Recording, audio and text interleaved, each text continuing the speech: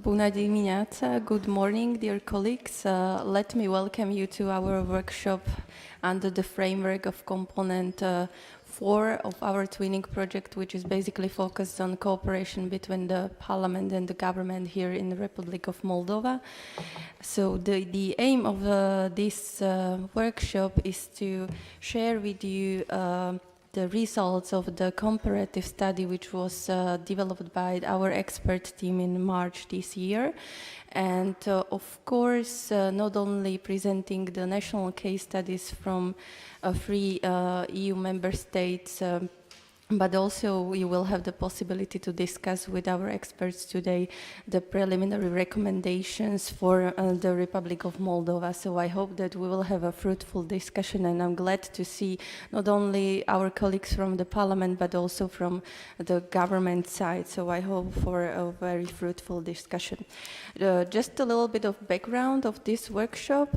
So this is the first one from the series of 3 workshops which we will have under the framework of component 4 focused on cooperation between the Parliament and the government. This one is the general one which will address the legal approximation issues and tasks. Then later on we will have the second workshop which will be focused on legislative planning and coordination between the Parliament and the government. And last but not least, the third workshops out of this series of workshops will deal with oversight over the implementation of laws. So today's workshops we will discuss the coordination mechanisms between the Parliament and the government linked with EU approximation process. So we will have the possibility to see the actors of cooperation, the communication channels, the type of information that is shared, and timeline of information sharing. Let me guide you a little bit through the agenda of our workshop. So we will start with a basic introduction, which will be presented by our expert, Mr. Martin Kuta, the research analyst from the Chamber of Deputies of the Czech Parliament, from the Parliamentary Institute, which is basically the research service of the Czech Parliament. So Martin will tell us a little bit more about the methodology of the comparative study on cooperation between the government and the Parliament, and will explain us the reasons why we will be dealing with these national case studies during this workshop. And then we will continue with the brief interventions from our 3 experts from Hungary, Czech Republic and Slovakia. So from the Czech side we have here Mr. Filip Fitzner, the head of the Secretariat of European Affairs Committee from the Czech Parliament. From the National Council of the Slovak Republic we have here today Mr. Milan Hodas, the director of the Parliamentary Institute from the Slovak Parliament, and from the Hungarian National Assembly Mrs. Noemi Korányi, the head of the Secretariat of the Committee on Foreign Affairs. All of our experts have wide-ranging experience with parliamentary development assistance projects, and some of them worked in the past also for government bodies, so we will have the direct possibility to discuss from their own experience how the Parliament and the government should cooperate in practice. We will end the workshop with the last session, which will provide a comparative overview of the cases that you will hear. So you will have the possibility to see the comparative overview, comparative tables. So Martin Kuta will address the common features between these case studies and also differences between them. And then he will also provide some preliminary recommendation for the Parliament and the government of the Republic of Moldova. So we will have a possibility together to discuss the preliminary recommendation, which based on the discussion with you will be then adjusted and fine-tuned in order to fit to your current specific situation. So without any further ado, let me give the floor directly to Martin Kuta, and I would like to ask him to present us the methodology and the background of the study. Martin, the floor is yours. Thank you. Bună ziua. Good morning. My name is Martin Kuta. As Natalia already mentioned, I am a research specialist from the Parliamentary Institute of the Chamber of Deputies of the Parliament of the Czech Republic. My task here, my first task here in the first session is to give you some methodological background of the study which we prepared. Also to give you some theoretical perspectives on the approximation and implementation of the association agenda and the role of the Parliament within this process, the role of the Parliament which it can assume, all the functions of the Parliament within this very specific approximation process. Can I ask? Next slide. Thank you very much. Our study comprises of 4 case studies: the Czech Republic, Hungary, Slovak Republic, and Latvia. Today we are going to present only 3 of them, but in the study you can read all of them. Why we have chosen the Central Eastern European countries? There are at least 2 reasons why we have decided to focus primarily on Central Eastern European countries. First of all these countries are successful or were successful applicants for EU membership in 2004. All the 4 countries became a full-fledged member of the European Union. And from the historical perspective, they have very similar historical background. After 1989, there was a transition from non-democratic communist regime to democracy. Secondly, there was also a transition from centrally planned economy to market economy, and the story was very successful. In 1989, there was the communist regime, centrally planned economy, and in 2004, there is the successful application and EU membership. In a very short period of time, say 15 years, we have experienced quite a successful transitional period, quite successful institutional change from a very rigid, non-democratic, centrally planned economy to the European membership. I would also like to mention 3, the transition was threefold. There was a political transition, it means non-democratic, democratic, economic, centrally planned market economy, and legal, which was the most important. So new legal instruments had to be introduced, new legal procedures had to be introduced, new institutions in the overall society, in the state. However, also in the cooperation and the relations between government and in parliament itself. We would like to also say that the starting point of those countries was the same, the finish was the same, but there were different paths how to get from the starting point to the finish, and our presentation would like to draw your attention to the fact that there are that even there is the same start and the same finish, that there are different paths how to get there. We would also like to draw your attention to the dynamic institutional structure, that there was a very gradual institutional development from the very beginning to the successful membership in the European Union. What was our work approach? How we assumed the assigned task? We primarily focused on which, how, and when, which institutions or which mechanisms evolved when and how, what was the purpose, what was the background. So in our study, we focused primarily on newly emerged parliamentary institutions, either political or administrative, newly emerged governmental institutions, primarily at the level of administrative institutions, the expert institutions at the governmental level, and also new mechanisms and modes of cooperation, institutionalized relations, accesses to databases, and cooperation between governmental and parliamentary institutions. Next slide, please. Right now, a few words about approximation and implementation of association agenda. There are 3 aspects of approximation: political, economic, which primarily means an access of a country to an internal market, and legal. When we talk about political approximation, when you look at the association agreement between the European Union and Moldova, or the Republic of Moldova, you can see that there is a quite huge amount of aspects which had to be fulfilled within the political approximation. It means introducing rule of law, strengthening and enhancing democratic governance, and promoting democratic governance institutions. Economic approximation, it's very specific. It tackles with the access of the country to the internal market of the European Union and vice versa, to the economic cooperation of both sides.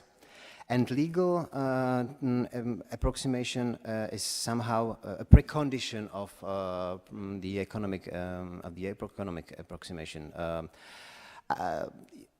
In order to get the access, you need to standardize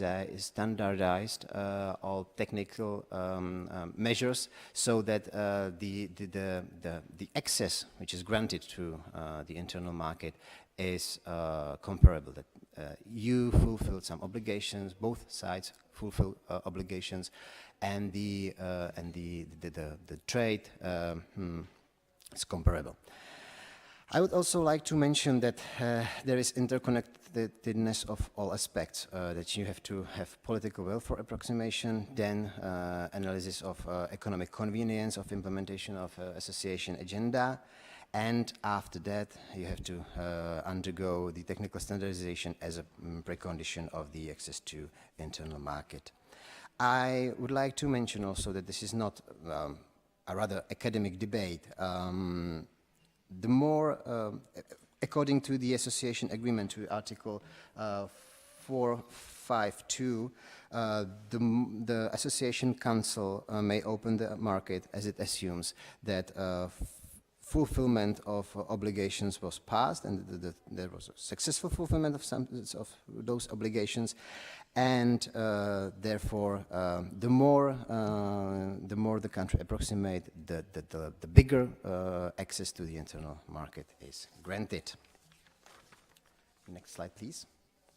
Here is the overview of the approximation of Central and Eastern European countries to the European communities. In those times, European communities, and after 1992 to also the European Union. Even before the fall of the communist regime in 1989, economic relations were started to be fostered. In case of Czechoslovakia, we agreed on a first economic agreement, on a first trade agreement with the European communities. And after the fall, soon after the fall, in 1990s, the accession talks started with Czechoslovakia and Hungary. In 1991, European agreements on association, the association agreement in current name, as it's the current name, was signed with Czechoslovakia and Hungary. The association agreement came into force in 1993 in case of Hungary. As you probably know, in 1993 there was the breakup of former Czechoslovakia, and new accession talks had to start or association talks had to start with both the Czech Republic and the Slovak Republic. But soon after that, both agreements were signed, and in 1995 the association agreements came into force in the case of the Czech and Slovak Republic. A year later, in 1996, application for European Communities, European Union membership was applied in case of Czech, the Czech Republic, Slovak Republic and Hungary. And also in 1996, Latvia signed the association agreement. In 1998, accession talks started with all 4 countries. And in 2004, as I severally mentioned, the membership within the European Communities / European Union was granted for all of them. What I would like to mention or to point out is that between 1989 and 1992, the cooperation was primarily economic. In those times, there was no political dimension of the cooperation at the European level. There was only the European communities, which was primarily the economic cooperation, cooperation in trade, in coal and steel, and cooperation in nuclear energy. What's important here to mention is that the primary driver of the integration of all countries into the European integration was the economic one. It was the access to internal market, the cooperation, and in between 1993, or in case of the Czech and Slovak Republic, 1995 till 1998, the relations were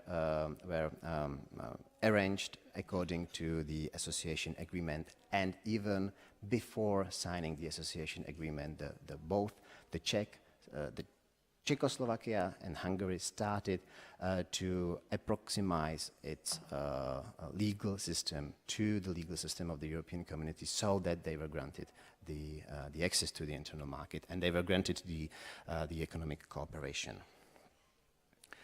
I would also point out, or just mention, not point out, and perhaps Mr. Professor Hodas will deliver on that in more details, that Slovakia has a shorter period of primary accession talks due to the political situation, and that's one reason why there was a very specific instrument, legal instrument for the approximation developed in the Slovak case. But I'll leave the floor for Mr. Professor Hodas. Next slide, please. This is my last slide of the first section, which deals with a rather theoretical approach to the approximation process and the role of Parliament within the approximation process. Think of the functions of the Parliament, and think of the very special and very specific triple function of the Parliament in the approximation process. The legal approximation itself is a legislative process, and the Parliament, as in all countries of the world, has the sole responsibility for passing legislation. So legislative function is the very core of the Parliament's activity within the approximation process. However, the Parliament also holds the responsibility for overseeing activities of the government. And think of the very specific lawmaking process which is connected to approximation. Think of the oversight of Parliament over the governmental activities. If the government proposes or puts forward the legislation which is in compliance with the obligations which stem from signing the association agreement for the country. So that's the second function of the Parliament. The Parliament simply has to check if government proposes the legislation which is compatible with country's obligation. And the third function is the oversight function of the association agenda implementation. It simply means that the Parliament can ask, can call responsibility on the government and ask if the government is proceeding in a sufficient way, not too fast, but also not too slow. I would also like to add that the approximations process is a very specific type of lawmaking and oversight process, or lawmaking at the governmental level and oversight process at the parliamentary level. Association agenda is a kind of international legal obligations that the country decided to fulfill, and from that obligation it stems that the country has to pass legislation that will get along with the internal country legislation, legal system will be compatible with the legal obligations stemming from the association agreement. There is also strict bound to follow the obligation, to comply with the obligation, and there is no space to change the goals and wording of the proposed legislation as part of obligation of international treaties. There is also a pressure on Parliament as an institution to adapt to new conditions, which stems from the association agreement. So to check the compliance of legislation, to pass the legislation, to oversee the governmental activities with regard to implementation of association agreement and association agenda, new institutions and new mechanism have to evolve at the parliamentary level. And last comment on why we look at the approximation process and Parliament and the role of the Parliament is that when you look at the overall picture of the country's obligation, the government is the actor who decided to pass or to agree on international obligations. However, the Parliament is the actor who afterwards will pass the legislation stemming from the international organizations or stemming from the international obligations, international treaties. Thank you very much for your attention. In the discussion section, I will be ready to listen to your comments and to respond to your questions. Right now, I'd like to introduce the case studies. We will listen to 3 of them. Please pay attention to which institutions, how and when evolved.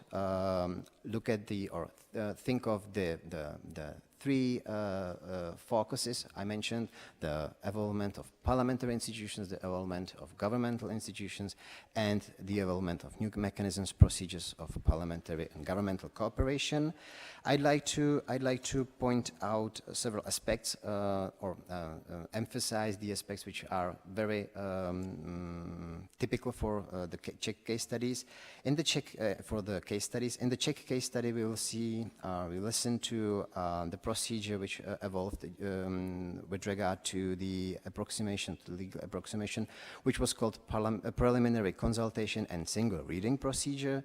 In the Slovak case, we will listen to regulation for the approximation, and in Hungarian case, we will listen to Grant Committee and parliamentary secretaries. These are the characteristics which I like to point out right now at this stage, and I'd like you to pay attention to these specifics or specific characteristic features, which we will then later discuss in more details or from the comparative perspective. Thank you very much. Thank you very much, Martin, for a very captivating presentation and introduction. So I would propose that we will start with the case studies, and then after each case study, you can have the possibility to ask questions or comment on the case study.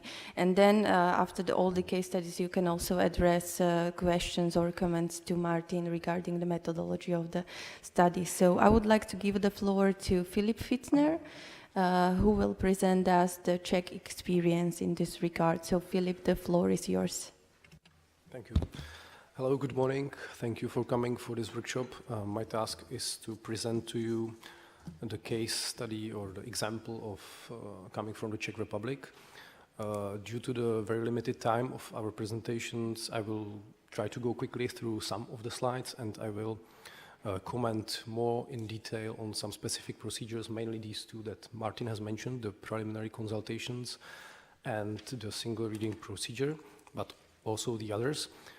Just one point from the very beginning, to make the presentation more simple and understandable, I am using always the terms EU, or the European Union, and Czech Republic.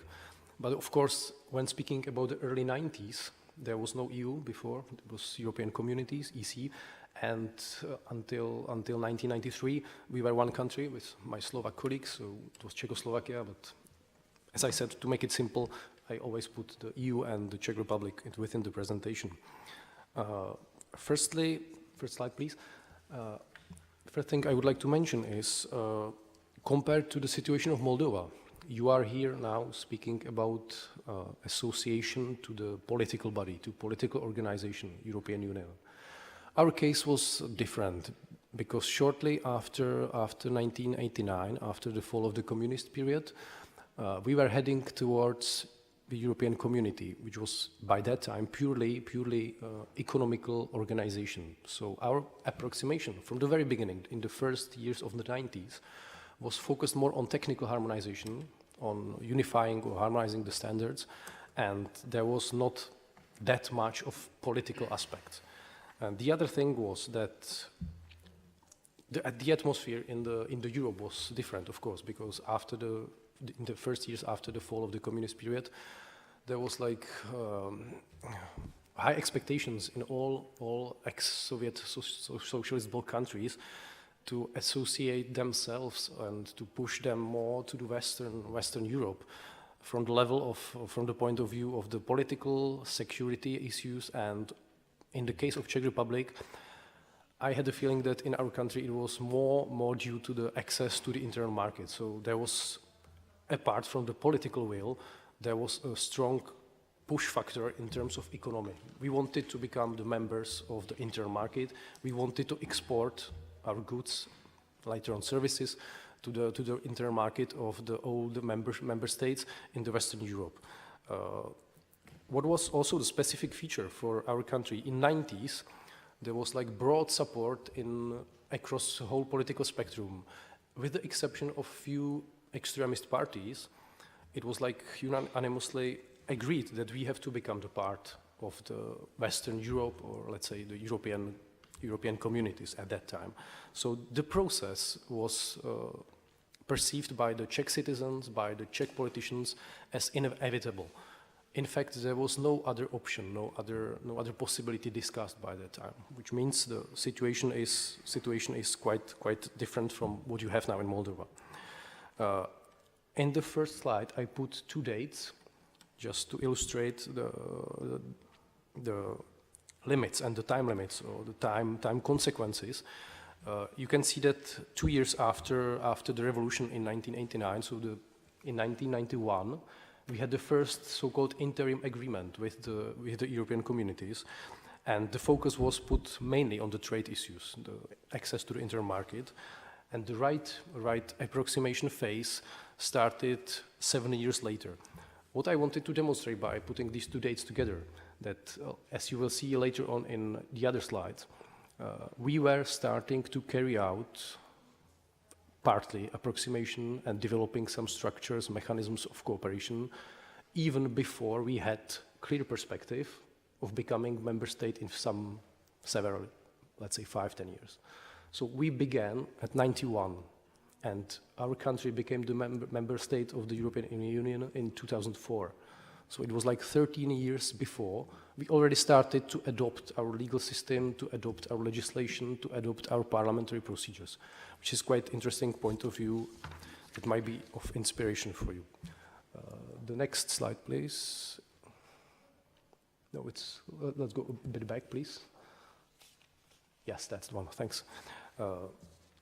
As for the structures involved in the parliament, I will go very quickly through it. In the first years, to put it frankly, the parliament was not involved that much. All the tasks and carrying out of the procedures, mechanisms was mainly on the part of the government.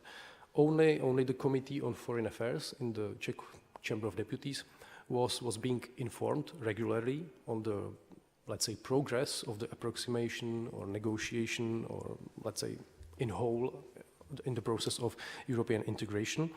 And we developed nobody like you have the Parliamentary Council here, nobody like in Hungary, they have this Grand Committee. We had nothing like that. Everything concerning the Parliament was done at the level of the Foreign Affairs committee only. Even in the plenary, there were not much discussions about the European integration, which from backward seeing from the point of view of today, it might look like being a pity, but the situation was like that. The next slide, please. The situation changed quite a lot in 1998 when the negotiation talks and setting up the agenda of integration began with the European Union by the time. The very strong motivation to involve the parliament more in the debates and to control more government in these questions or these issues was the motivation to create a specialized body. So in 1998, our Committee on European Integration was established. Its main task was to control the government, how the approximation process is developing, and to control the government in terms of approximating the legislation. You can see in the presentation that we had a very special new role called the Preliminary Consultations, which constituted the cooperation between the government and parliament. Because as Martin rightly said it before, there is a bit of discordance in terms of passing the legislation which is approximating the legal system of the one country with the legal system of the European Union. The government is the body who is responsible, but on the other hand, the parliament is the only and exclusive legislator. So the parliament is responsible for the shape of the prepared law, how it leaves the parliament, how it leaves the legislation process. So there has to be some cooperation, of course. There has to be a communication, which we will see later in other slides. And the other point I would like to draw attention to is that together with constituting the European Integration Committee, based on the request of the committee, based on the request from the MPs themselves, there was a strong push for creating expert background. We have the Parliamentary Institute, we have the representative of Parliamentary Institute, Mr. Martin Kuta here. In all the books dealing with the European integration process in the Czech Republic from today's point of view, it was very much appreciated that we were able to set up early a huge, let's say, robust expert background. Why is that? If you are doing the oversight function, if you want to exercise the control over the government properly, you have no chance like relying on the governmental experts. You have to have your own experts, of course. If you want to check if the government compatibility opinion is okay from your point of view, you have to have your own lawyers. You have to have your own capacities to do that. So that's why the Parliamentary Institute was established, and within the Parliamentary Institute, there was one subsection, let's say, department, and it was the EU Affairs Department, in first years called also the Center for European Law. Next slide, please. On the other side, from the governmental point of view, from the first years, the Ministry of Foreign Affairs was the responsible body, like you have it now. They were like doing the coordination oversight. There were the reports discussed. Main negotiator of the Czech accession to the EU was regularly visiting the committee, and he was informing the deputies. He was giving the regular reports on the progress of European integration, on the progress on legal approximation. Later on, as the situation developed, this coordination function and this role was shifted, was moved from the Ministry of Foreign Affairs to the central level, to the office of the government. And it was, since that time until today, it was right under the competencies of the Prime Minister himself, because it was like clear that European agenda was becoming the part of the domestic law later, and it was evaluated as a crucial, important issue. So the control was shifted under the Prime Minister. As I mentioned, that we developed some mechanisms and structures early before becoming a member state, or even before starting the negotiation on accession. You can see as well that in 1994, there was the Department of Compatibility, later called Unit of Compatibility, established, which is something like your CLA, and they were given the role of methodological coordination and supervision of all compatibility opinions and on carrying out the tasks of managing that all proposals, the drafts coming from the government, were like assessed from the point of view if they are compatible or not with the EU law. The other important governmental body was created also in 1994, which was the Committee on EU at the governmental level, which is extremely important from the point of view of the cooperation parliament-government. Again, since these days, until these days, sorry, the representative of our parliament, it was usually one member of the Secretariat of the EU Affairs Committee, or it was somebody from the European Center for European Law or the Department of the European Affairs. So one official was always attending the meetings of the government, the coordination meetings where all the EU agenda was discussed, which was extremely valuable in terms of getting quick information and having some time before the official communication takes place. So we take the time in advantage to be able to react on what is government doing, what is government planning, and from the point of view of parliamentarians, it was one of the most important tools we have.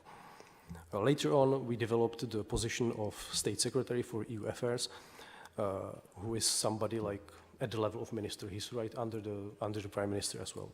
Next slide, please. Here it is mentioned the most important practical aspects of how the communication and cooperation was carried out. Again, from our point of view as the parliamentarians, the crucial point was that the experts from the parliament, from the committees, from the Parliamentary Institute, were given the possibility and were invited to the expert working groups of the government. So we were able to see the process like from internal point of view. We were able, due to this fact, we are able to react very flexible on governmental proposals, and the communication with the government was much smoother than the former communication. The other point I would like to mention is the creation of specialized database, ISAP. The abbreviation ISAP means the Information System on Approximation of the Law, which was like centralized database to which later on the Parliament was granted the full access. So again, we were able to reduce the communication, the official communication between the government and the Parliament, because we were able to get the parliamentary documents online from the system.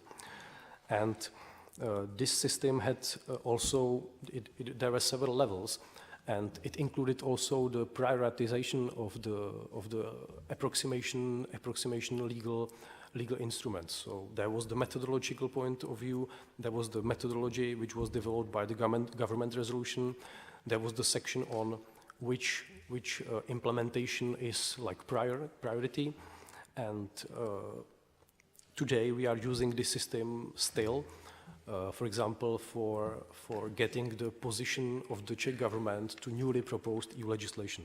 So that was extremely valuable as well.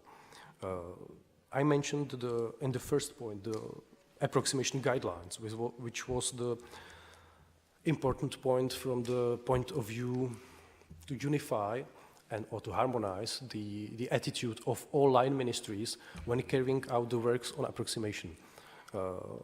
It was shortly before our membership came into force in 2004, so it's 5 years before this was developed. Because by that time, the number of the laws that had to be adopted to become the member yet in 2004, in this few years before, it was incredible. There was incredible increase in the numbers of the law that had to be passed through the Parliament to be able to close all the negotiation chapters. In next slide, I will go to the preliminary recommendations and fastened legislative procedure. So please, let's go to this one. Quickly again, I mentioned from the point of legal approximation crucial years 91, 94, again showing that we were much ahead in the process of creating new special procedures even before we had the clear perspective of becoming the member state. Let's move to another, please. Yes, that's one of the special tools we developed. Preliminary consultations, in my point of view, is the excellent example of the cooperation between the government and the parliament that was very much needed by the time. As I referred to the increased numbers of the laws that had to be passed through the parliament, the situation was like that. The government wanted to avoid the fact that sending a draft law to the parliament may result, in some cases, that the parliament refuses and sends it back to government because the parliament has the opinion that the law is not compatible enough with the EU law. To avoid this, the government came with an initiative called preliminary consultations, and the point is that even before the process is completed at the governmental level, the draft is sent to the Committee on European Integration within the parliament to ask them from the global point of view for the opinion on compatibility. It was like, let's say, more political approach, more looking for the point of the whole draft law, not to go into very much details, but just to say, okay, we are of the opinion that this is okay, and let's solve the other things, the little details, during the normal legislative process. So after the preliminary consultation took place, then the normal legislative process started. The draft was sent to the parliament, first reading, second reading, committee stage, third reading, and it happened that if there was any doubt about the compatibility of the draft, it was solved even before the ordinary legislative process took place. So it enabled us to fasten the legislation a lot. At the next slide, there is another important tool. Single reading procedure means that as the ordinary legislative procedure has 3 readings, the government was able to propose that at some laws, they require to shorten the process. So, of course, there was put a limit. You cannot apply this procedure to constitutional tasks or constitutional issues. You cannot apply this procedure to international treaties. You cannot apply it for the state budget. But it showed later that as the single reading procedure was meant to be the tool for fastening the approximation of the legislation, it was, honestly and frankly speaking, it was used only in a few times, in a few drafts that were approximating the law. But by curiosity, we discovered later, during the membership of the EU, that it was a very helpful tool when we were late with implementation of the current EU legislation. And as well, in terms of domestic legislation, it showed very useful when some, let's say, political, not controversial law had to be passed very quickly, like technical things, urgent things, like changing some parameters of some technical law. So the MPs used this procedure as well for these domestic affairs as well. What is special about this procedure as well, that it avoids the discussion in the committees because it is limited for one committee only. In the single reading procedure, when it is adopted in first reading, only one committee can be assigned for this draft law. So it had to be decided which committee to put it to. And to prevent the government overusing this procedure, there was the limit, as you can see in the presentation, that 2 political factions, 2 political clubs within the Chamber of Deputies or 50 members of the parliament could veto this. Which means, for example, the government proposes the single reading procedure for some draft, and 2 political clubs are afraid that it's not that much about approximation, not that much about technical things, but it is more rather political, so they can veto this. And since we have in the parliament normally 5-6 factions, usually when you have some coalition of 3 parties at least, it means that almost the whole opposition has to be united, provide with 50 deputies, 50 members, or with the 2 clubs. Next, please. Yeah, to sum it up, I put the main characteristics of our case, as Martin commented before. What I would like to say again at the conclusion, the Czech case was like specific in the form of the very open, very transparent, and very cooperative mechanisms between the parliament and government. The atmosphere was really very cooperative. In the first years of the functioning of our Committee on European Integrations, the praxis was like the ex-ministers or high-level politicians were put to the committee. So the committee was like quite prestigious, and the oversight on over the government was like deemed very important things, a very important issue within the parliament. And again, to repeat the situation we've had since the beginning, we were like heading towards firstly we were heading towards European communities, and firstly the stress was on the economic part of the integration. Today it is rather a political thing, because the EU developed and covers more agenda than it used to cover, and I think perhaps my colleagues will add the information from their point of view. But as I feel it, compared even with Slovaks and Hungarians, we were perhaps the case in which the economic factor was stressed most. In the other countries, it was perhaps more like political approach, like belonging to the West, belonging to Western Europe, but due to the governments we had in the early 90s. So in our country, the economic push towards the EU, the access to the internal market, was the thing that was stressed much. Okay, thank you for your attention, please. Thanks. Thank you very much for interesting presentation. Just to maybe summarize, I would like to thank you the most for explaining us the specific tools that the Czech Parliament had during the association and pre-accession period, meaning the so-called preliminary consultations and single reading procedure. But as it was explained by Philip, it's necessary to all the time carefully apply these procedures in order to ensure the check and balances between the powers in the state, not to give more powers to one part of the system.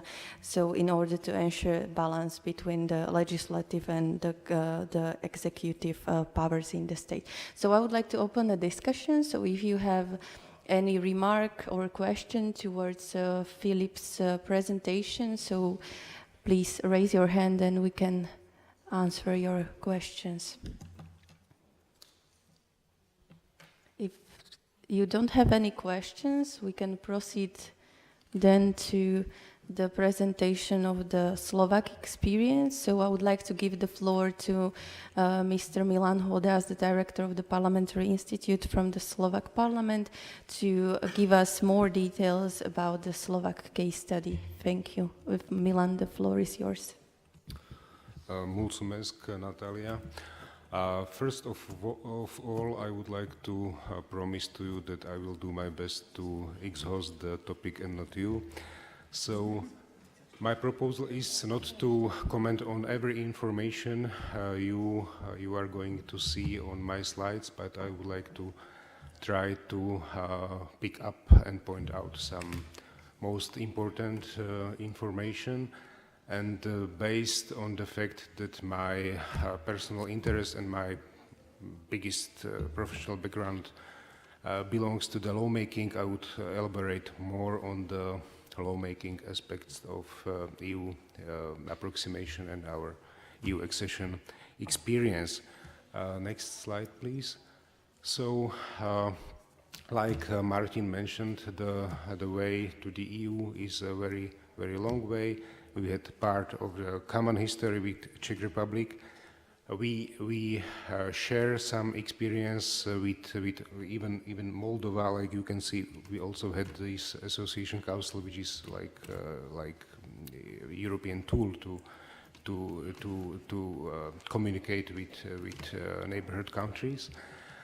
But there are some slightly differences. I would like to mention some maybe good examples, some examples which are maybe bad examples or not very or which contain some dangerous aspects.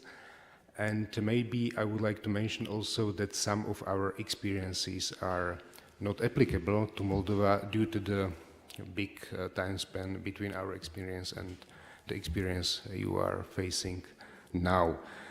At this slide, I would like to point out the national program for the adoption of the acquis. This national program, I know that you have something similar. In our case, the content of the program were technical aspects, the administrative aspects, and prioritization of the adoption or of the fulfillment of the EU obligations of the Slovak Republic. As we have heard in discussions with you and your colleagues, the problem here is sometimes that you can see that you have time span to fulfill your obligations. And taking into the account that the implementation of the law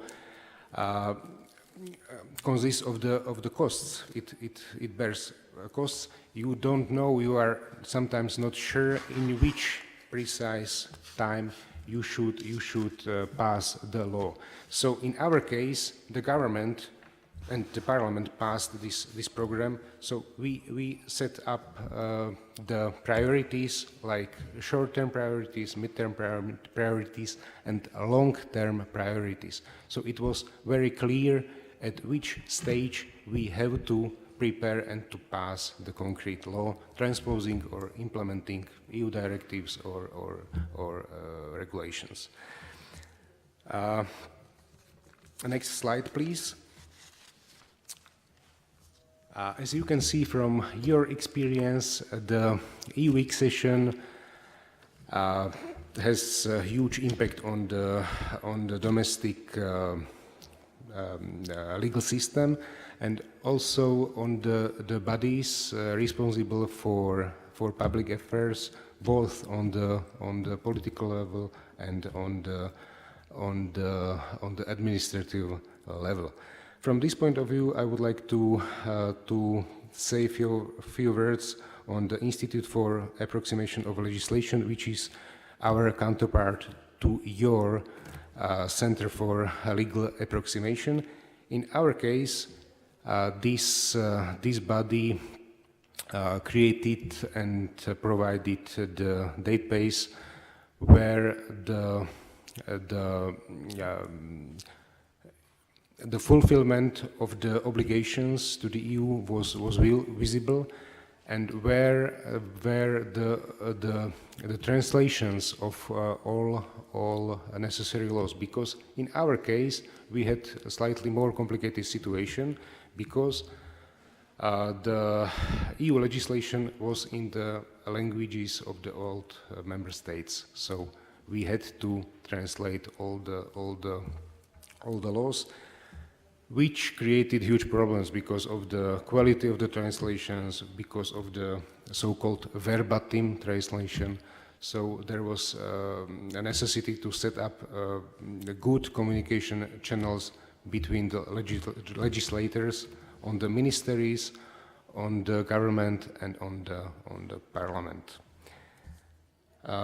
Just to inform you that the content of the EU law to be translated was like 80,000 pages, if I'm not wrong. Next slide, please. To say a few words about the bodies on the level of the parliament. There was a joint parliamentary committee, which is nothing new for you, but we had a complicated structure of the bodies dealing with EU accession, because you could see that during the time sometimes it was the Foreign Affairs Committee responsible for the EU accession, sometimes it was the Committee for EU Integration.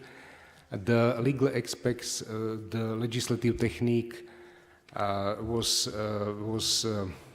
done at the level of the Constitutional and Legal Committee, And the philosophical approach was done by the Commission of the Compatibility of Law, which was composed of the MPs, which were mostly lawyers by profession.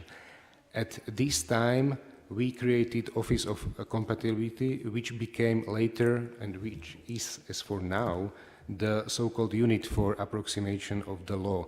This unit is in charge to prepare the opinions for every, I would like to stress, on every draft from the point of view of the EU compliance, because even if the drafts, which seems to be not EU related, can contain some aspects which could make the proposal not to be in compliance with EU law.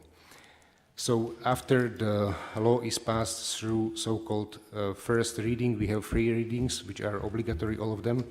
This unit prepares and prepared at the time of accession the opinion on the compatibility, which went to all the committees which were supposed to deal with the draft. Next slide. I have already mentioned the databases, so I would maybe like to say a few words about legislative technique. EU accession has a huge impact also on the legislative processes and on the legislative technique. You have to set up how you are going to cite the directives in your law, how you are going to cite regulations. So at the beginning we faced problems, communicational problems between legislators on the level of the government and on the level of the parliament. So it was necessary to unify the legislative technique on all the levels. Parliamentarians and parliamentary officials had sometimes problems to gain access to the databases run on the level of the government. And it was impossible for the parliament to create like informational counterpart, so it was necessary to gain access to the governmental databases. So after problems on the beginning, we were preparing the memorandum on cooperation between the officials on the level of the government and the parliament, so the communication would be more smooth. Next slide, please.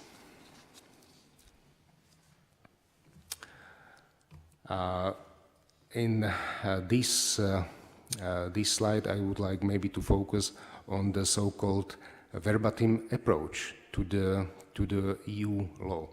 From the point of view of the structure of the EU law is teleological, so it says the aim. So it is, from this point of view, very different from the domestic legislation.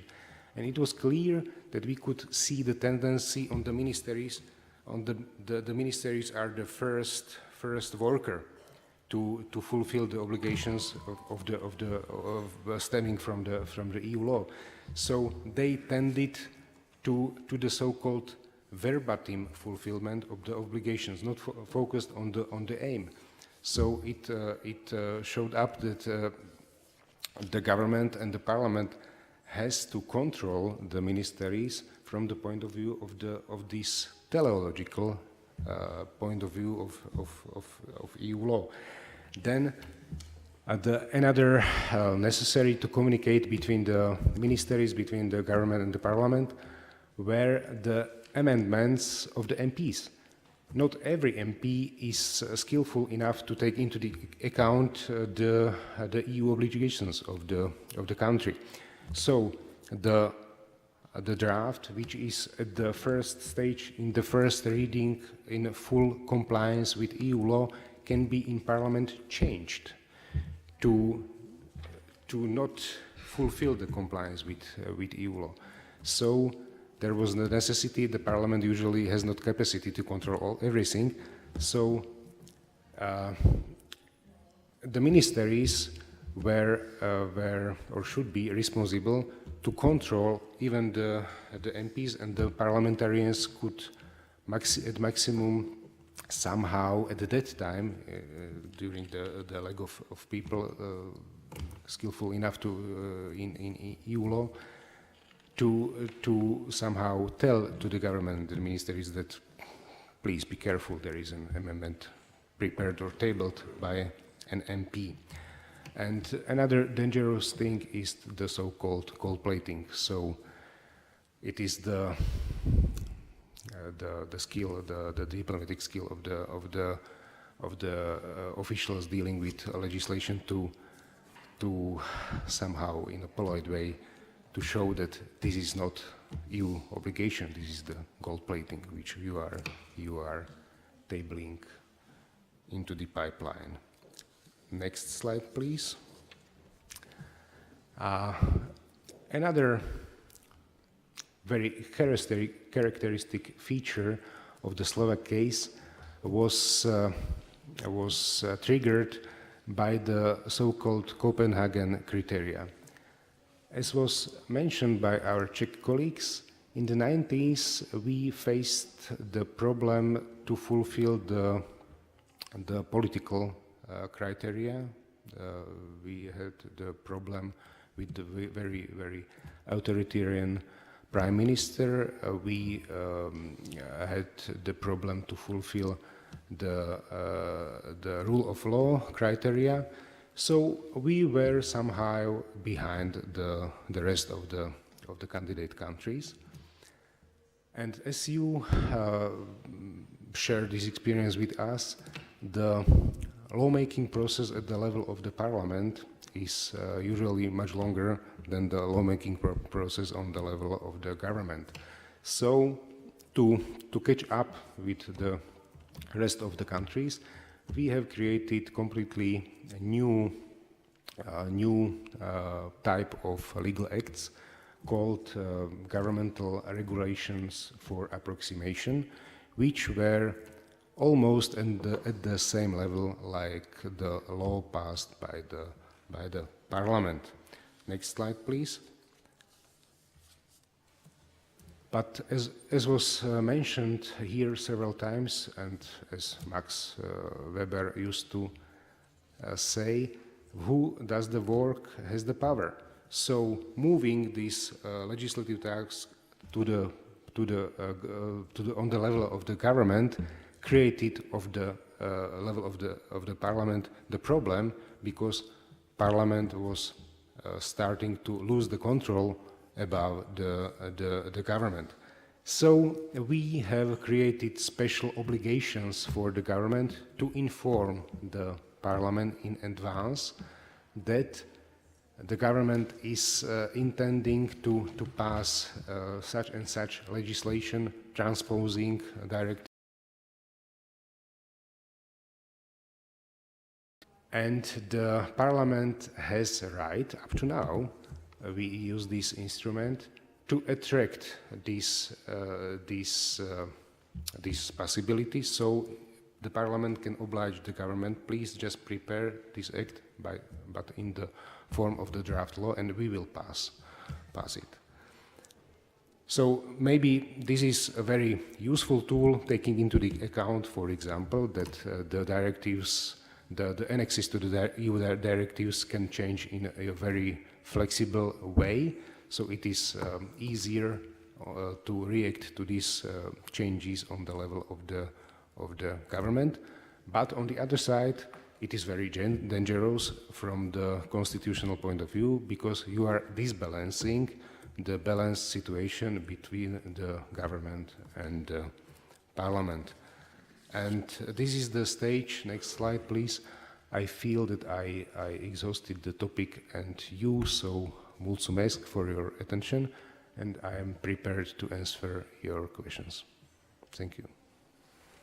Thank you very much. We have heard that in the Slovak case they adopted a specific instrument as well, which was called the Governmental Regulations focused on EU legal approximation. So these laws or these legal acts were adopted at the level of bylaws focused on specific technical fields connected with the legal approximation. So if you have any questions towards Milan's presentation, you are more than welcome to ask or to comment on. If not, then we can proceed to the Hungarian case study. So I would like to ask Mrs. Noemi Korányi, the head of the Secretariat of the Foreign Affairs Committee, to give us more details about the Hungarian case. Noemi, the floor is yours. Okay, hello everybody. Thank you for coming to our presentations. It's really an honor to see so many faces. I know that being in the third or fourth place is not very grateful. I know that you are losing attention, and it's natural. But once I had a very famous and favorite Czech colleague, Zimmermann, and he always told me to be very flexible, so I'll try to shorten my presentation. The association period in Hungary, as well as in the other countries, lasted from 1991 to 2004. And in the very early period, there was a preparation. It was from the application to the entering into force of the association agreement. The middle period was very important, I think, and also from your point of view, because this was the associated period. This was the time when most of the structures were established within the parliament as well. And in 1998, the actual negotiation started, and it meant the final preparation for membership, and the actual law approximation process took place. I'd like to, Milan has talked extensively about the law approximation process. I'd like to concentrate on the different actors of the process, both on the government and the parliament side. And I think in this regard, there are some specificities in Hungary that can be of interest to you. On the government side, we had the EU Integration State Secretariat, which actually we still have. It's called State Secretariat for EU Affairs now. And this is also typical for Hungary, that there's a continuation. We didn't have very special instruments during the association and preparation period.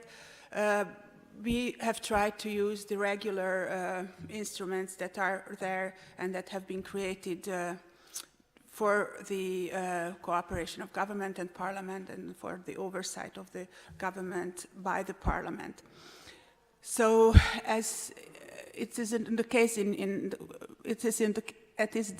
the case in Moldova and also in the partner countries, EU affairs in the beginning were regarded more as foreign affairs, and in the process of integration we have realized that they have very little to do with foreign affairs, and they have a lot to do with domestic affairs.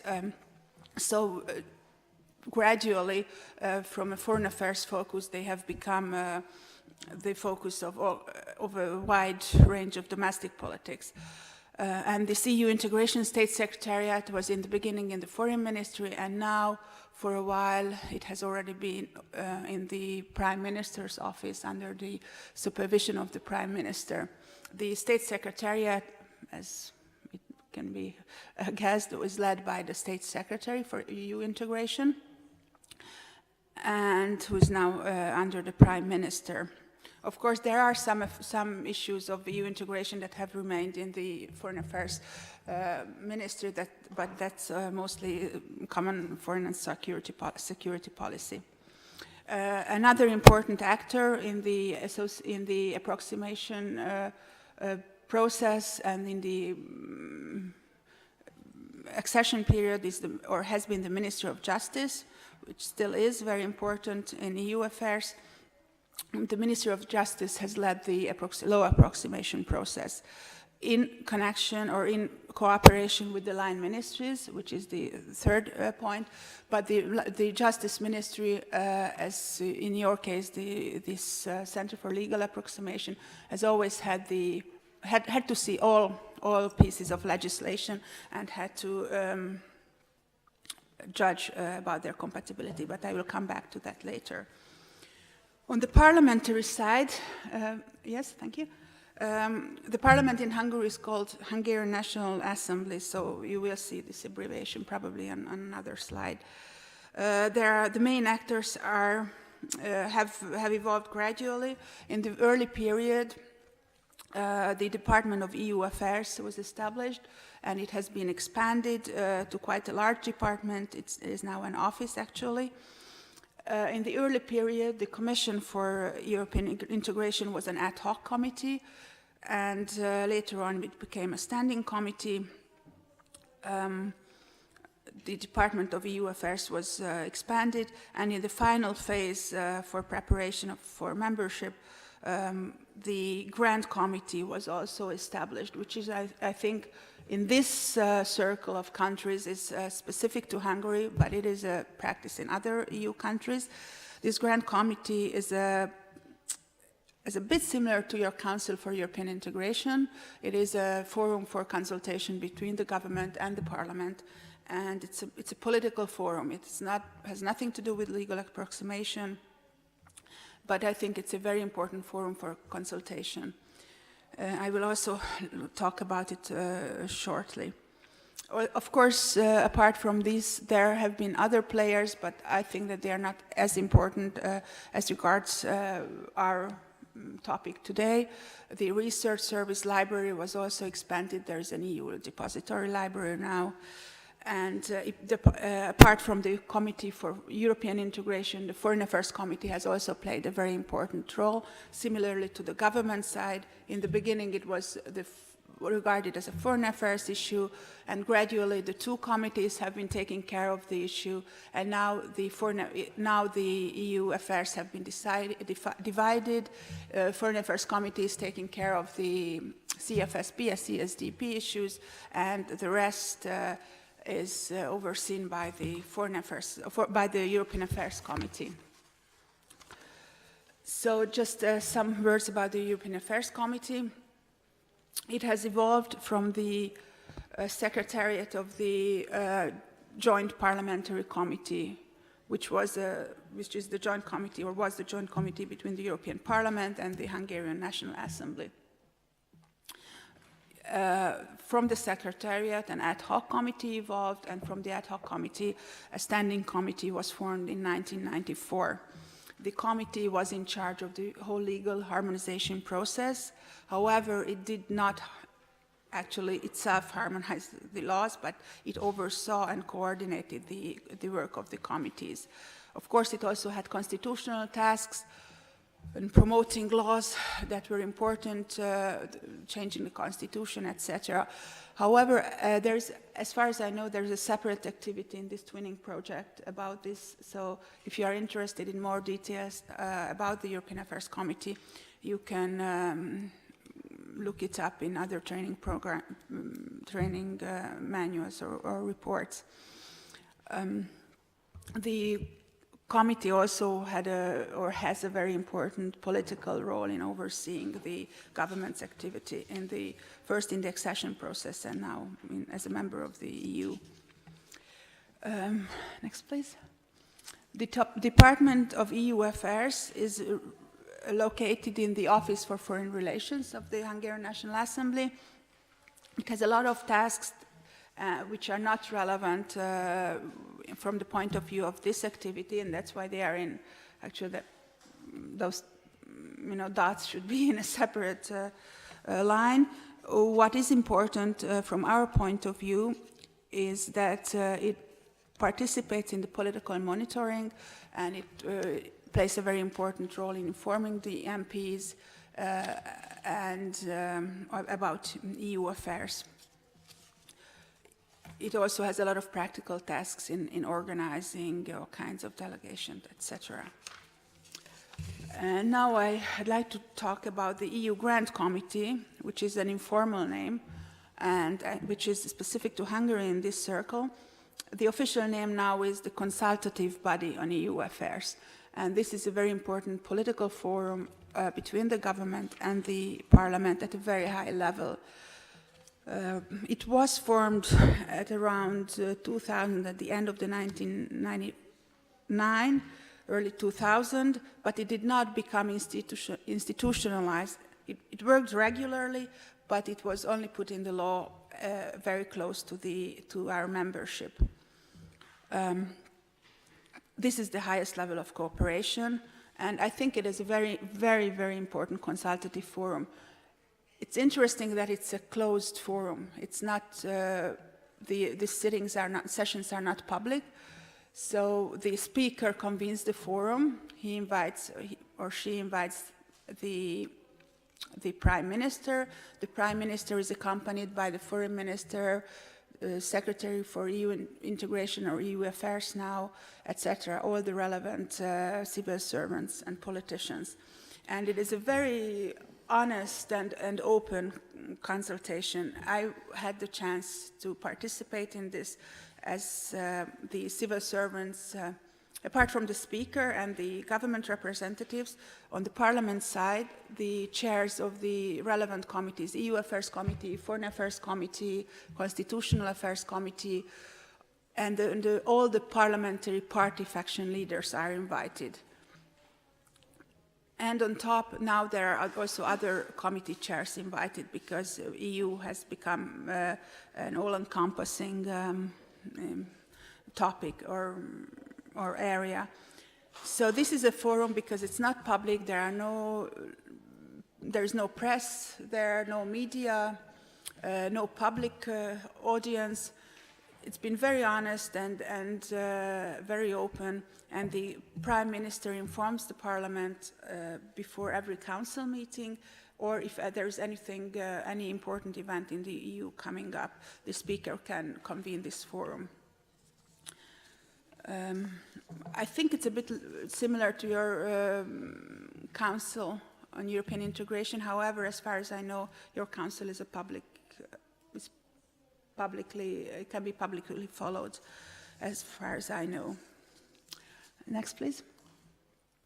About the channels of communication between the government and the parliament. This is also a general structure, so it has not been created for specific EU matters. This is the general structure in Hungary, and it has proven to be very useful and practical. In every ministry, line ministry, there is a political state secretary. Now it's called parliamentary state secretary, but it's the same position. He or she is a politician and can attend the plenary sittings of the parliament, can answer the questions, interpellations by the MPs. So he or she has political responsibility. And on the civil servants and practical level, there is a Department of Parliamentary Relations. It's overseen by the Parliamentary State Secretary. And in the beginning, it was only a Secretary of Parliamentary Relations, and every ministry it has expanded and now includes more than one civil servant. And this is, I think, a very practical and useful tool of communication between Parliament and government.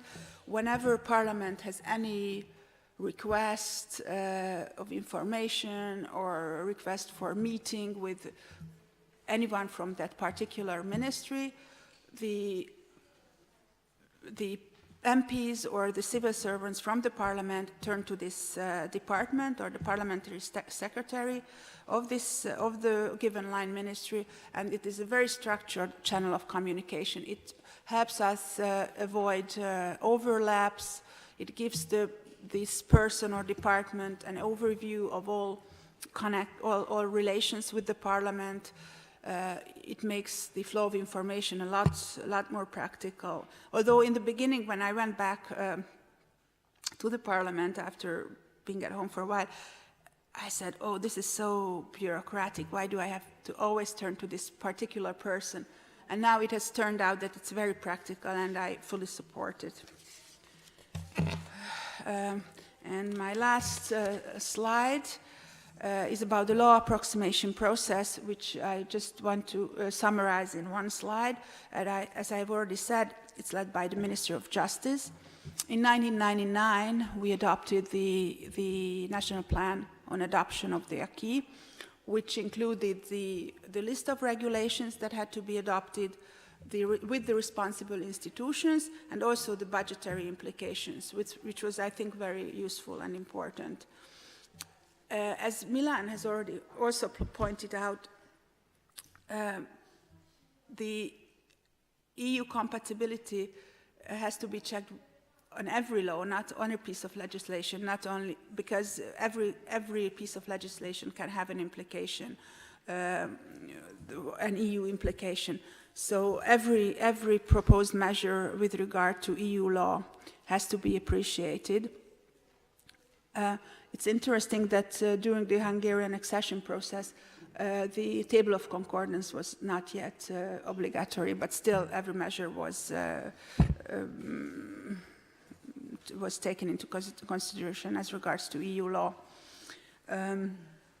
The database, this is not on the slide, but it's in our report, that the database, I think, and my colleagues have already pointed out, that it was such a different IT environment that we cannot really quote our example. But in Hungary, there was no problem with sharing the documents. In the beginning, of course, it was on paper, and gradually, as the IT environment has evolved, everything was put up in a central database by the Ministry of Justice, and the Parliament has had access to it. And it still is the case. There is no problem with this. In the law approximation process, the standing committees were in charge for their specific area of responsibility, but the EU committee had a coordinating and supporting role.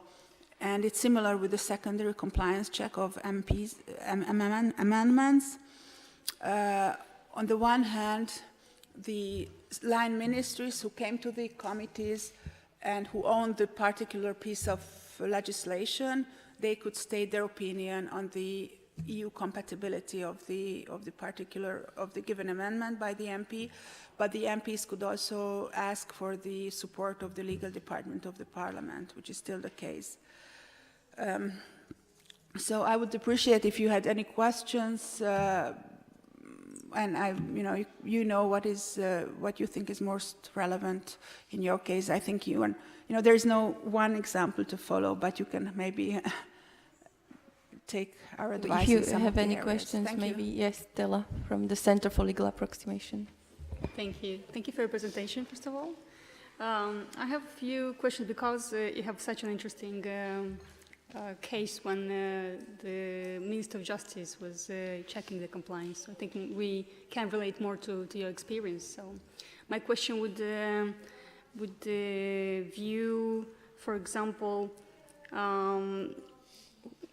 where's you mentioned here in the report that the Minister of Justice traditionally has been mandated to ensure the constitutionality, the legality, and the coherence, the unity of the legal framework. Was that done in a case by a special department or the same European law department? There is an EU department. There was an EU department in the Ministry of Justice. But was there another legal department? In the Ministry of Justice? Yes. As far as I know, yes. Pardon? As far as I know, yes. Yes, but I have to check what it was called. I don't know. Traditionally, it's not it's done by separate these types of the unity, the coherence, and the legality. So you mean that there was one especially for EU matters? I think yes. That's why I'm not sure. As far as I remember. I think so, but I can also check. I'll put it in writing. I will check it with my colleagues. Another question. Is regarding if there, for example, let's view a case when the Minister of Justice, the European Law Department makes some observation, like some incompliance and or partial compliance or some solution, as you mentioned here, like suggest some solutions to the Land Ministry. Who checked? Is there a special procedure? Like who checked that the ministry took into consideration these recommendations and suggestions? But it came back to the Parliament after. But what about the government office? Like how the government? Well, office? the Justice Ministry went back to the Line Minister saying that this had to be checked, and then of course the piece of legislation came back to the Parliament, and then. But it had to be approved by the government first of all. So is there any special procedure that at the government level, the government office, that checked if the recommendations were taken into consideration? No, there was no government office. It was the Minister of Justice and the Line Ministry. Mm-hmm. There was nothing above at that time in the.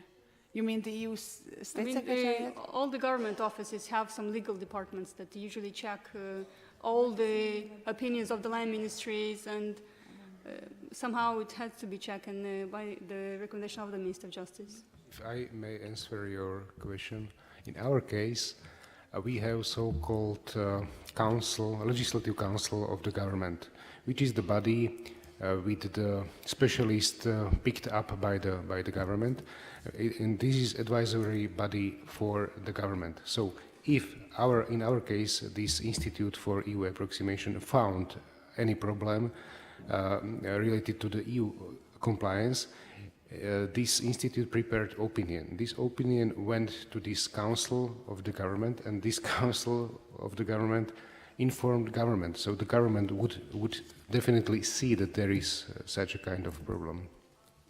This is pretty clear. Like this is more specific institutional frameworks. I think it's a bit. That's why I was interested in it. But we can maybe later check if they're in the specific procedure. And my last question is regarding the national plan for adoption of the acquis. Who coordinated that? I was not quite. My last question is regarding the national plan for adopting the acquis. Which institution coordinated that? The Justice Ministry. Okay, thanks.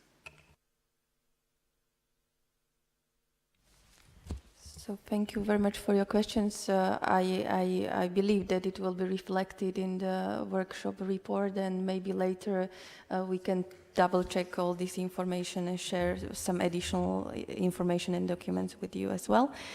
So if you have any other questions regarding the case studies that we hear, you are more than welcome to ask. If not, then we can proceed to the last point of our agenda today. So we have seen that there have been different driving forces in the association process. So in the Czech case, it was economic force. In the Slovak and Hungarian cases, a mixture of political and economic forces, which were the driving forces of the entire association and pre-accession process. We have also seen that these countries have different tools how to ensure the cooperation between the parliament and the government in the field of EU legal approximation. So by paraphrasing the words of the political scientist Samuel Huntington, we can see that everything was unique but not universal. So it was unique for each of the cases, but it was not universal. So it's not possible to transplant or to copy-paste the mechanisms which are at place in the national cases to your case, but of course it's possible to derive some certain features, some sort of mechanisms that can help the coordination between the parliament and the government and cooperation between the different bodies to make the cooperation and coordination more efficient. So now I would like to give the floor to Martin Kuta, who will especially tell us a comparative overview. So he will compare the cases that we have heard, and he will also guide you through the preliminary guidelines for your case based on the certain level of generalization and simplification of what we have heard, and based, of course, on the throughout assessment which was done since the very beginning of the project. So I would like to give the floor to Martin to tell us more about the comparative approach and about the recommendations for the Republic of Moldova. Thank you. I'd like to draw your attention to the table of comparison of good practices, where we focused primarily on the institutions, on the evolved institutions at the level of the parliament and at the level of the government. In the second column, you can see the task 1, which was named coordination. Here we looked at which governmental institution was responsible for coordination of EU affairs in the association on pre-accession period. When we look at this, we can see that there was quite an important role played by the Ministry of Foreign Affairs in terms of preparing national programs of approximation, consulting the approximation within the parliament, coordinating the legislative process in terms of overall, in terms of going to the integration, not to the not specifically the legal point of view. The first task, the first task of coordination is quite clear. I would I would like to go to the second task, which is, I would say, of great interest here. Who does the compatibility check at the governmental level? Which institution is responsible for checking the legislation from line ministries, for checking the legislation from the point of view of the compliance with the EU law? There is some kind of mixture, there is some kind of half and half. In Czech and Slovak cases, the unit or Department of Compatibility and Institute for Approximation of Legislation was moved to the Office of Government to centralize the activities within the Office of Government, which I would also say that it would somehow clarify the previous question, who is responsible for saying the last word. Do it like this. The Czech and Slovak case showed that it's somehow centralized within the government itself, not at the Ministry of Justice as we saw in the Hungarian case. The task 3, the deliberation, which parliamentary institution is responsible for deliberation of EU affairs for association agenda in the pre-accession and association period. We have seen that in case of the Czech experience, we have seen that the Committee on Foreign Affairs was primarily responsible. What's even interesting is that the Hungarians were, I would say, the pioneers of setting the institutional setting and institution building, as they created the Committee on European Integration soon in 1991, followed by the Slovaks, and after the accession talks started in the Czech case, the Committee on European Integration was set up in 1998 in the Czech case. So the Czechs were laggards. Yes, and the fourth task, we focused on the administrative level within the parliament, which parliamentary unit was responsible for providing the assistance and support in deliberation of EU affairs to the parliamentarians. Here we can see, I would say, a wide variety of institutions, either the Parliamentary Institute in the Czech case or the legal department or a sub-department of the legal department in Slovak case, Department for Approximation of Law, Unit of Approximation of Law, or a separate, a unique department of EU affairs in case of Hungary. I've also indicated the Latvian case, but I'm not going to talk about it in much details here. Please refer to the study. I would invite someone from our honorable Moldovan colleagues to describe in the discussion session, to describe the Moldovan case in the given scheme of analysis, which governmental institutions responsible for compatibility check, which parliamentary institution responsible for deliberation, and which parliamentary institution responsible for parliamentary assistance. Next slide, please. On the previous slide, we have seen the institutions, both governmental and parliamentary, and on this slide, we can see the specific procedures and mechanisms that evolved. The first procedure is a specific parliamentary governmental relations with regard to the approximation process. As we have seen, the Czech case and the Slovak case, in Czech case and in the Slovak case, a specific procedure has evolved. In the Czech case, it was the preliminary consultation on governmental bills. In the Slovak case, there was the procedure that the Parliament has the power. The government is obliged to inform the Parliament about the regulation which will approximate and implement EU law, and the Parliament has the power to say no. You're not going to implement this EU law by your regulation. You're going to put forward a normal, standard bill that we will discuss later in the Parliament. In case of Hungary, there was regular parliamentary governmental relations, which was somehow strengthened by the existence of the Grand Committee and the existence and the presence of parliamentary secretaries, as in Latvian case. What were the specific procedures regarding the approximation process, the legal approximation? That's the topic of procedure 2. Here we have seen that in case of the Czech system, a single reading procedure was introduced. However, as we have heard, there was very small, I would say very small use of this mechanism or this instrument during the pre-accession period.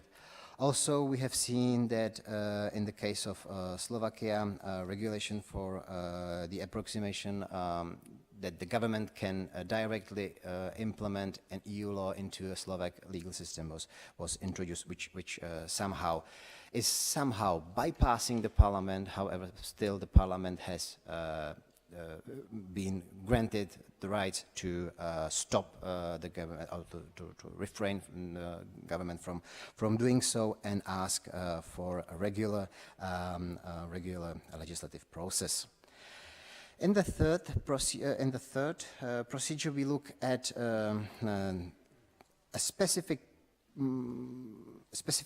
institutional setting of which parliamentary institution is responsible for giving the compatibility opinion, is to give the opinion on the compatibility of governmental laws which implements the EU law. Here we have seen that through the procedure of preliminary consultation in the Czech case, the Committee on European Integration actually gave the opinion on the overall implementation on the overall implementation strategy of the government in each specific governmental law.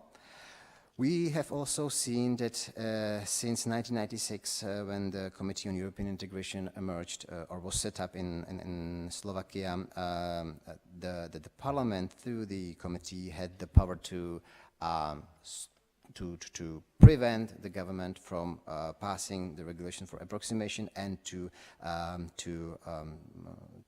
start a regular legislative process. And in the fourth procedure, we have seen, we can have a look at the access to parliamentary bodies and we can look at the access of parliamentary bodies to governmental databases.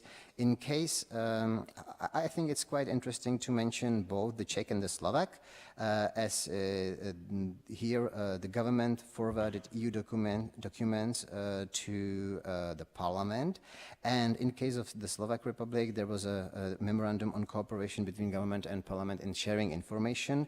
In both cases it evolved somehow to a direct access, that the parliament has a direct access to the council databases, so we have unlimited access to any communication, directives, regulation, even at the level of the EU.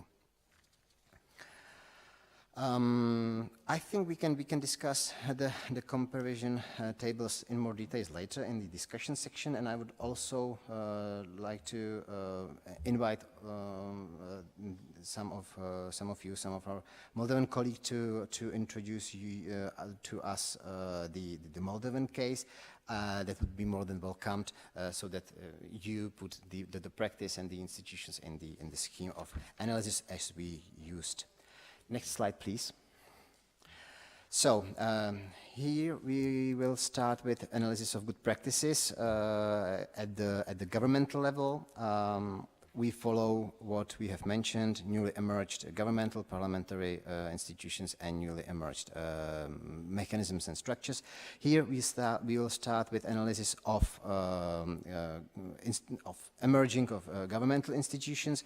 We have seen in all four cases centralization of governmental activities. It means coordination of implementation of association agenda at first, and at second we saw that the compatibility check tasks are somehow divided in between different various governmental institutions, either a Ministry of Foreign Affairs or a governmental office or Ministry of Justice. This clear division of task is quite important. It's simply, when we apply the economical approach to institution building, the clear division of task, or the division of labor, reduces costs. It reduces time costs, it reduces costs which are connected with contacts and interconnection of institutions, when you simply know to whom you have to consult, to whom you have to ask whether for additional information. It reduces your own costs regarding to your work. The clear division of task also avoids duplicity. It means that when you know what to do, then the institutions can fulfill their duties, and there is no overlapping of the duties, so that two institutions are not doing the same thing. At the same time, when you introduce a clear division of tasks, you avoid omitting of some activities.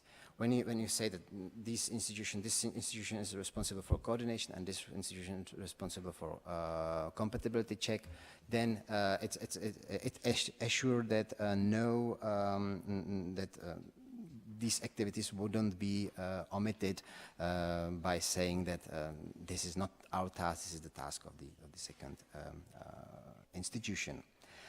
Also, when you have the clear division of task, it enables fostering of institutional contacts on the formal level, at the informal level, also at the level of political cooperation, and also at the level of functional administrative cooperation.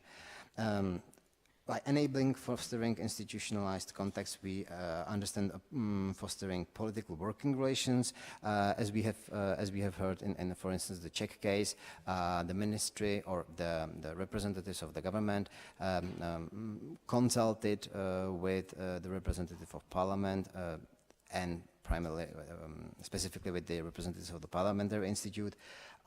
What's the opinion, what's the legal opinion on forwarded and proposed legislation, if the legislation is compatible with the EU law.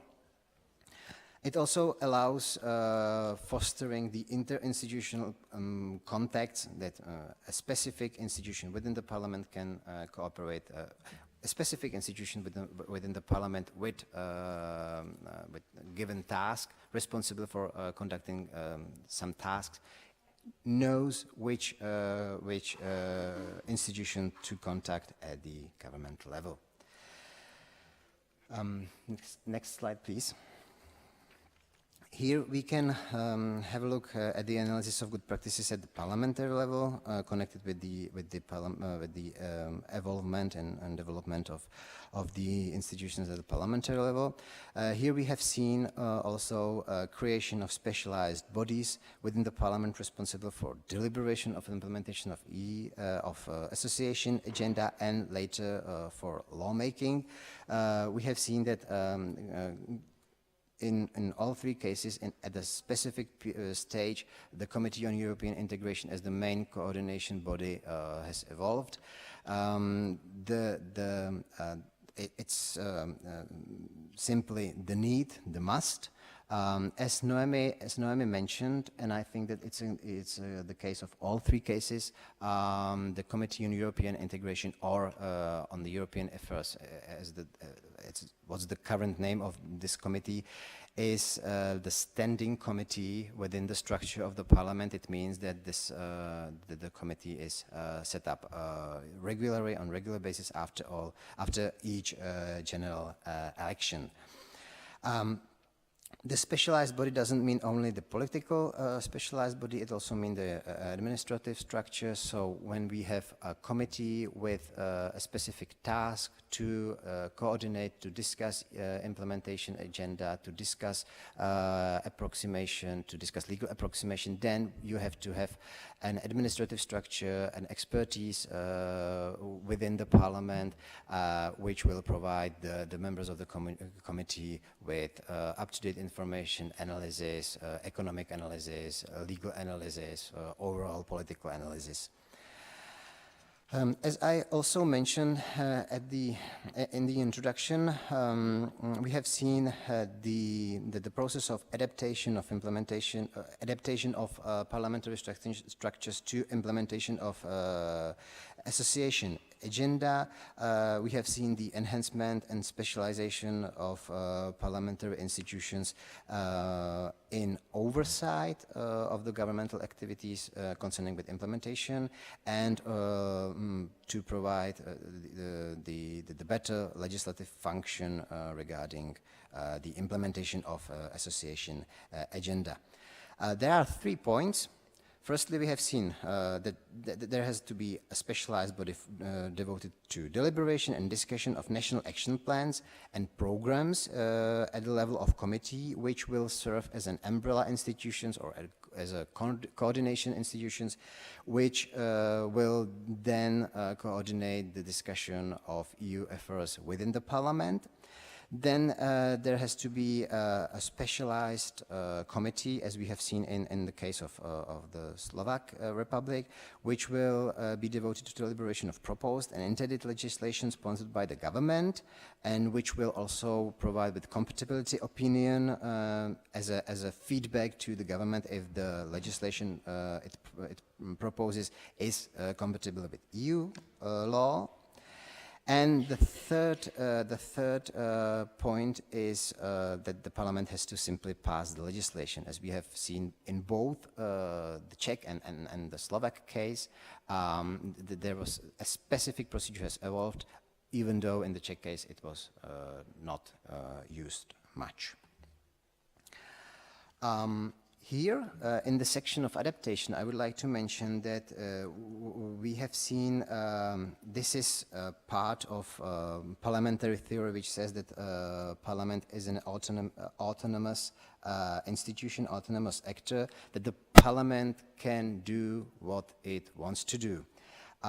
It means that it's a very dynamic structure. When there is a challenge in front of the Parliament, then the Parliament may, on its own, adapt to the challenge, to evolve new institutions, new mechanisms, and to adapt to new conditions and challenges. I would like to also mention that even in just one comment to the Czech case, the setting up of the Committee on European Integration in 1998 was a parliamentarians' initiative. It was primarily initiated by parliamentarians as they were aware of the growing importance of EU efforts for the national legal system and for the national system in general, and they decided to set up a specialized body with a specialized administrative resources, which will then provide with the analysis. I would also like to stress that in case of administrative resources, this is not a political question. Administration of the Parliament, given the functions that the Parliament has to fulfill and given the tasks which are in front of the Parliament, the administration shouldn't be influenced by political shift. And when there is an institution, it needs its expertise and in-house support. Next slide, please. Here we can have a look at the analysis of good practices of the parliamentary governmental relations. We have seen quite different approaches to EU integration in all the three cases. Meanwhile, the Czech case was driven primarily by the economical perspective, by a view to enhance the mutual trade between the Czech Republic and the European communities. The Slovak and Hungarian cases show that it was also driven by political needs. I would also add that still in the Czech politics there are some groups which claim that the trade stage, that the free trade should be the core of the European integration without any political cooperation. But that's not the point here. Just to illustrate that still there is a very strong incentive to cooperate in the trade and economic affairs.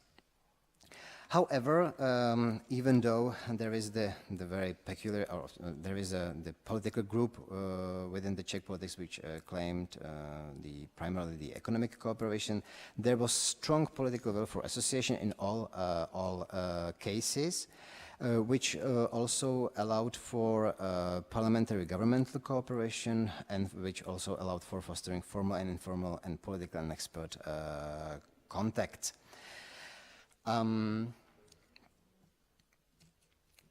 We have also seen institutionalization of direct and effective working methods and modes, which with the primary aim of reducing time and resources cost, reducing uncertainty and risk of non-passing legislation or passing legislation with passing legislation which would be incompatible with EU law.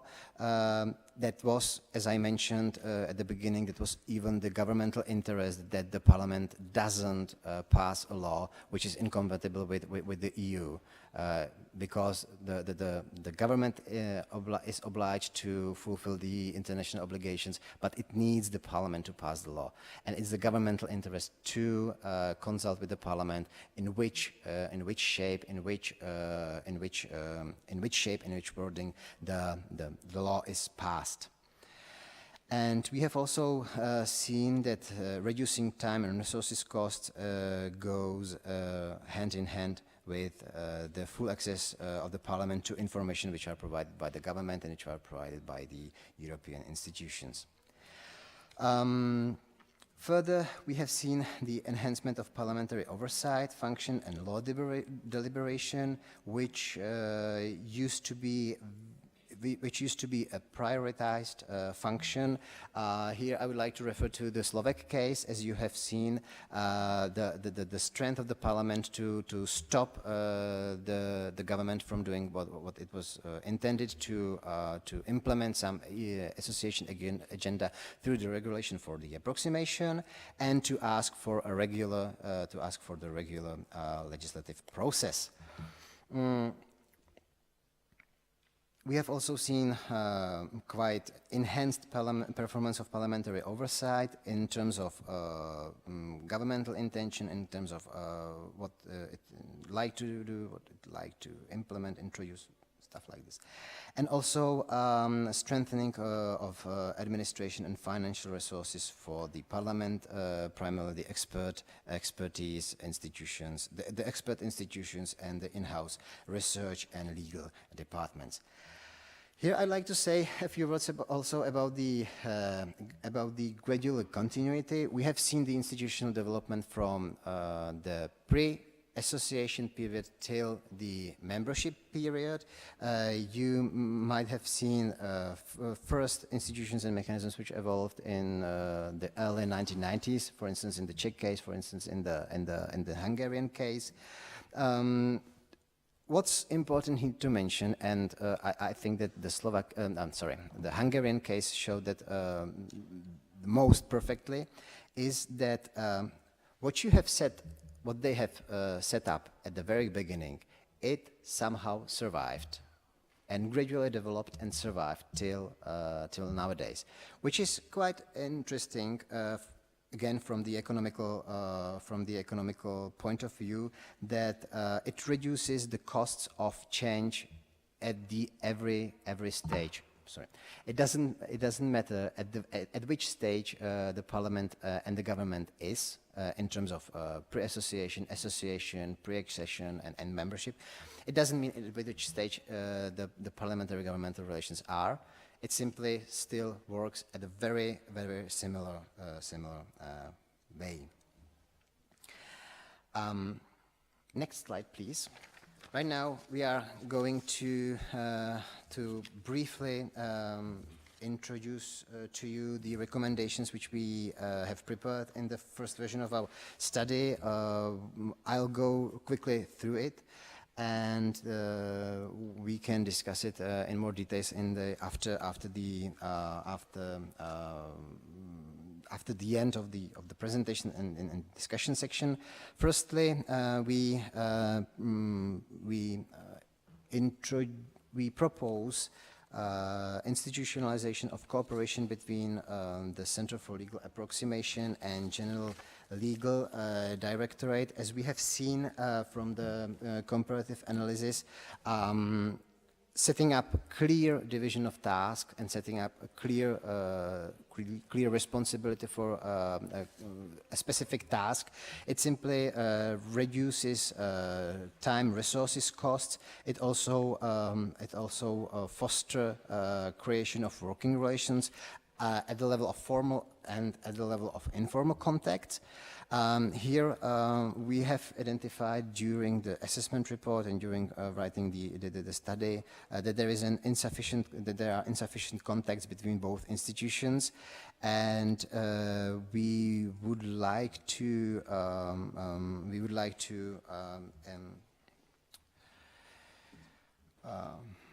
invite you to improve these contacts because we have seen that, for instance, in the Czech case, there was the preliminary consultation mechanism between parliamentary experts and governmental experts regarding the opinion on the compatibility of the proposed legislation. Also, in case of the Slovak Republic and in case of Hungary, there were institutionalized channels between the parliament and the government ministries which were used to discuss the proposed legislation. The institutionalization of cooperation between the Center for Legal Approximation and General Legal Directorate has also an important aspect when going through other recommendations. The second recommendation is clarification clarification of which draft laws should be EU labeled or should have the EU sign, and secondary check of amendments which were proposed by MPs at the parliamentary level of the legislation process, and secondary check of the amendments to these EU labeled law. There is an from our point of view, the experts assume that there is an unclear mechanism of assignment of draft laws for compatibility checking conducted by the Center for Legal Approximation, that the Center for Legal Approximation has no capacity for providing the compatibility check to all. All the amendments were checked in your parliament, so why do you recommend the Center for Legal Approximation in Moldova case to check the amendments in the parliament? In EU affairs, officially, the Parliament fulfills the obligation by passing the law, but the progress is represented to the EU institutions by the government. So, usually, the line ministries feel obliged to monitor the legislative process in our case, in the second and third reading, for the case that there will be no MP's proposal draft or MP's amendment tabled, which would disharmonize the reached EU compliance. So this secondary check is done in unofficially manner usually, but by the line ministry responsible for the fulfillment of the concrete legislation. So it is usually done. Also this secondary check. Author, yes. By the author of the piece of legislation, but not by the double check by the, I don't know. Like we'll discuss later on in the conclusions. We can discuss later, and maybe to put the entire picture together, this is just one puzzle of the entire twinning project. So we work also in the component 1, where we work together with the colleagues from the Parliament and also from the Center for Legal Approximation and government institutions to put together the proposals, how to amend the rules of procedure. So there we will have the possibility to more in detail to clarify the issues connected with how to check the amendments in practice. So back maybe to the presentation of Martin. Thank you. I can see that the discussion will be very vivid, lively. Yes. So first of all, identification of those draft laws which should be EU labeled, so that all institutions at the governmental level and the parliamentary level know that a specific attention should be paid to these laws according or with regard to compatibility check, the compatibility check of draft laws, and the compatibility check of the amendments arising from the parliamentary level.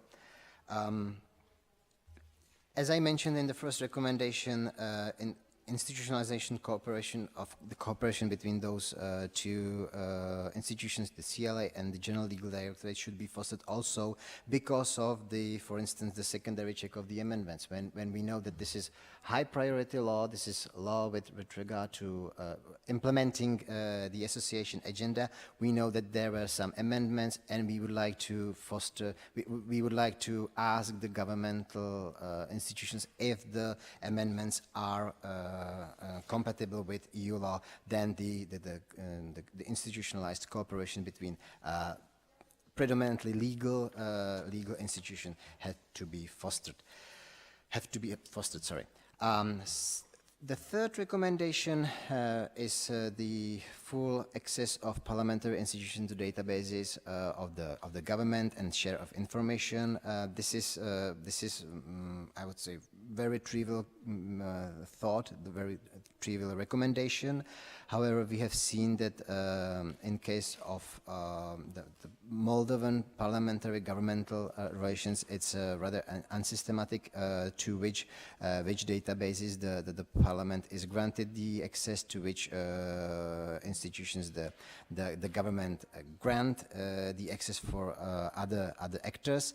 This should be somehow clarified, specified, which institutions has access to which databases.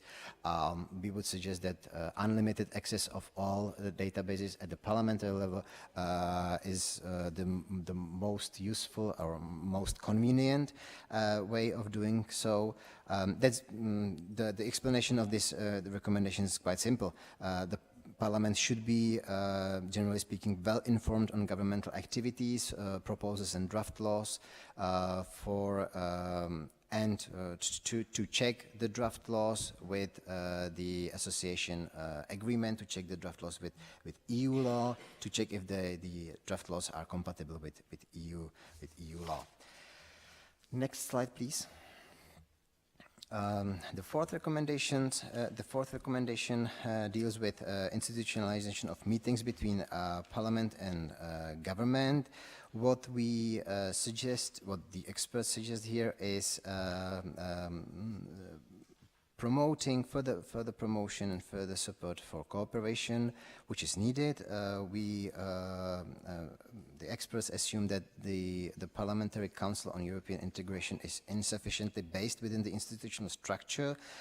It should be promoted as a permanent body responsible for coordination of discussion of association agenda implementation within the Parliament, and to foster direct contacts between the Parliamentary Council and the Parliamentary Council on European Integration and the responsible body at the governmental level. Again, here I like to mention that the clear division of task, even at the governmental level, is needed to foster direct and formal, informal expert political contacts. I'd like to say that what's necessary is the identification of existing structures, of existing formal contact points, and exploring further possibilities of cooperation in formal and also in informal way. Setting up an institutionalization of these meetings, or the cooperation between Parliament and government, would reduce costs of time costs, resources costs, and would enhance deep and sufficient deliberation of EU-related draft laws between both the governmental and parliamentary institutions. And again, I'm referring to what I've said previously, that when there is a high priority draft law and some amendments, the knowledge of an amendment which have the potential to breach EU law has to be even at the parliamentary level, and then to be communicated to the governmental level and communicated in order to gain the EU compatibility opinion from the governmental institutions. We would also, the experts would also suggest the overall enhancement of oversight and deliberation function of respective committees to conduct regular meeting and discussion on association agenda.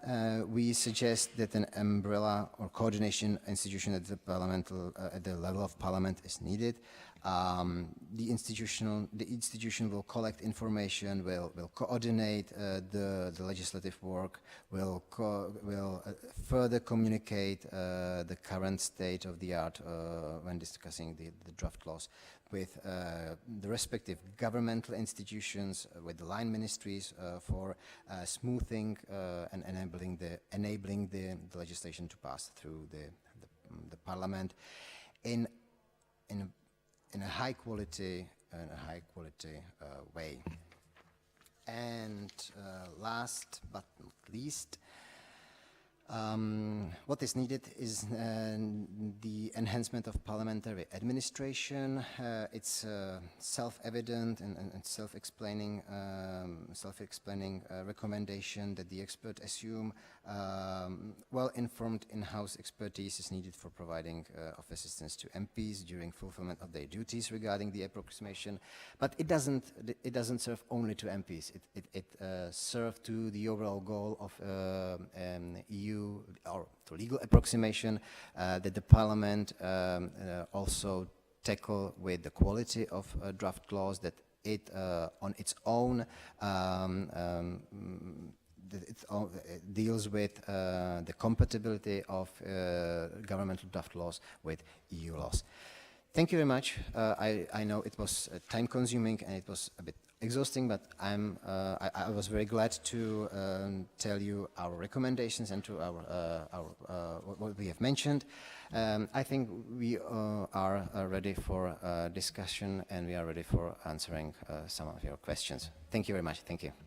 Thank you so much. I have to say, from the point of view of the twinning project, that these recommendations and observations are not torn apart from the reality. So it means that, for instance, we can see the very good developments in the field of cooperation between the government and the parliament during the so-called peer review exercises, where we, together with the colleagues from the parliament, from the Center for Legal Approximation, and from the line ministries, can discuss particular draft laws. And it was proven to be like very satisfactory and efficient type of cooperation, to have this triangle of cooperation between the Center for Legal Approximation line ministry and the colleagues from the parliament, from the standing committees and from the General Legal Directorate. So this is maybe the key message of the entire recommendation chapter at this stage, that we would like to ensure and to help you to establish and then to foster and enhance this, I would say, triangle of the task force that can oversight over the approximation process at the stage of the parliament. But now I would like to open the discussion, so we will be hearing your comments, questions and remarks towards the recommendations and also the comparative overview. Not only Martin is here, but also the other experts, so if you have any particular question to all of them. Yeah? I don't want to monopolize the discussion, so maybe we can work afterwards on more detail on the report, because some of the conclusions are surprising, honestly, to us. Some information is missing, some is misleading, and I think it has as well an impact on the conclusion overall, maybe on the recommendations. So maybe we should, but for example, let's start with the, for example, database. The only database on legal approximation is the Center for Legal Approximation database, which is not mentioned even here. So I would really appreciate if, which is publicly accessible, it's placed on the Ministry of Justice website, and it gives to everybody the information on the EU, on the draft laws, on the EU acts, on the table of concordance, the degree of compliance, and even the stage of is the final adoption or not. So I think it's really important in this context to mention this database. Beside all the description of the future developments of the legislative process, and of course the access to the Plan Pro of the Minister of Foreign Affairs. With regard to, I think what's important to mention is the conclusion that we slightly disagree. For example, if I quote from the report, it's mentioned that the task of the CLA currently ends of presenting a bill to the Parliament. We see ourselves as our task ends at the government level. So that's why I posed this question before, because in certain cases, even if, for example, we tell our opinions to the State Chancellor, we notice some draft is a different version that we haven't seen. There are some slight amendments that somehow affect the compliance. a recent case is that it was not taken into consideration, so we don't want to be responsible for the final. Certainly we don't want, but we can't. In a certain institutional framework, we cannot be responsible for the final bill that passes the Parliament. Of course, we have a lot of information. We can cooperate with the Parliament on the compliance level, but not for the final bill. That's one point. That's why, as a subsequent conclusion, is that we see somehow that from this institutional framework description, a very important key player is the State Chancellor, which is not described here. So I think it's important because it's a very important filter even for the drafts, as we discussed before, that somehow informative note is mentioned as EU relevant and somehow it missed the process. And I think now even we can handle it because the expertise of the Minister of Justice and expertise of the Center for Legal Approximation should be the last one. With the new framework, everybody will give their opinion at the same time. So I think it will be even much more pressure on the State Chancellor to be a filter in that case. So I think it's somehow at least a description of this important player on the institutional framework level.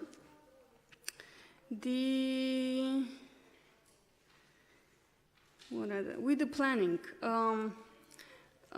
it is a footnote mentioning that the planning has been passed to the Minister of Foreign Affairs. A more correct and precise description is that it has been merged, two plans. The National for Legal Approximation Plan was merged with a National Action Plan for the Implementation of Association Agreement. We are taking part of the drafting this plan.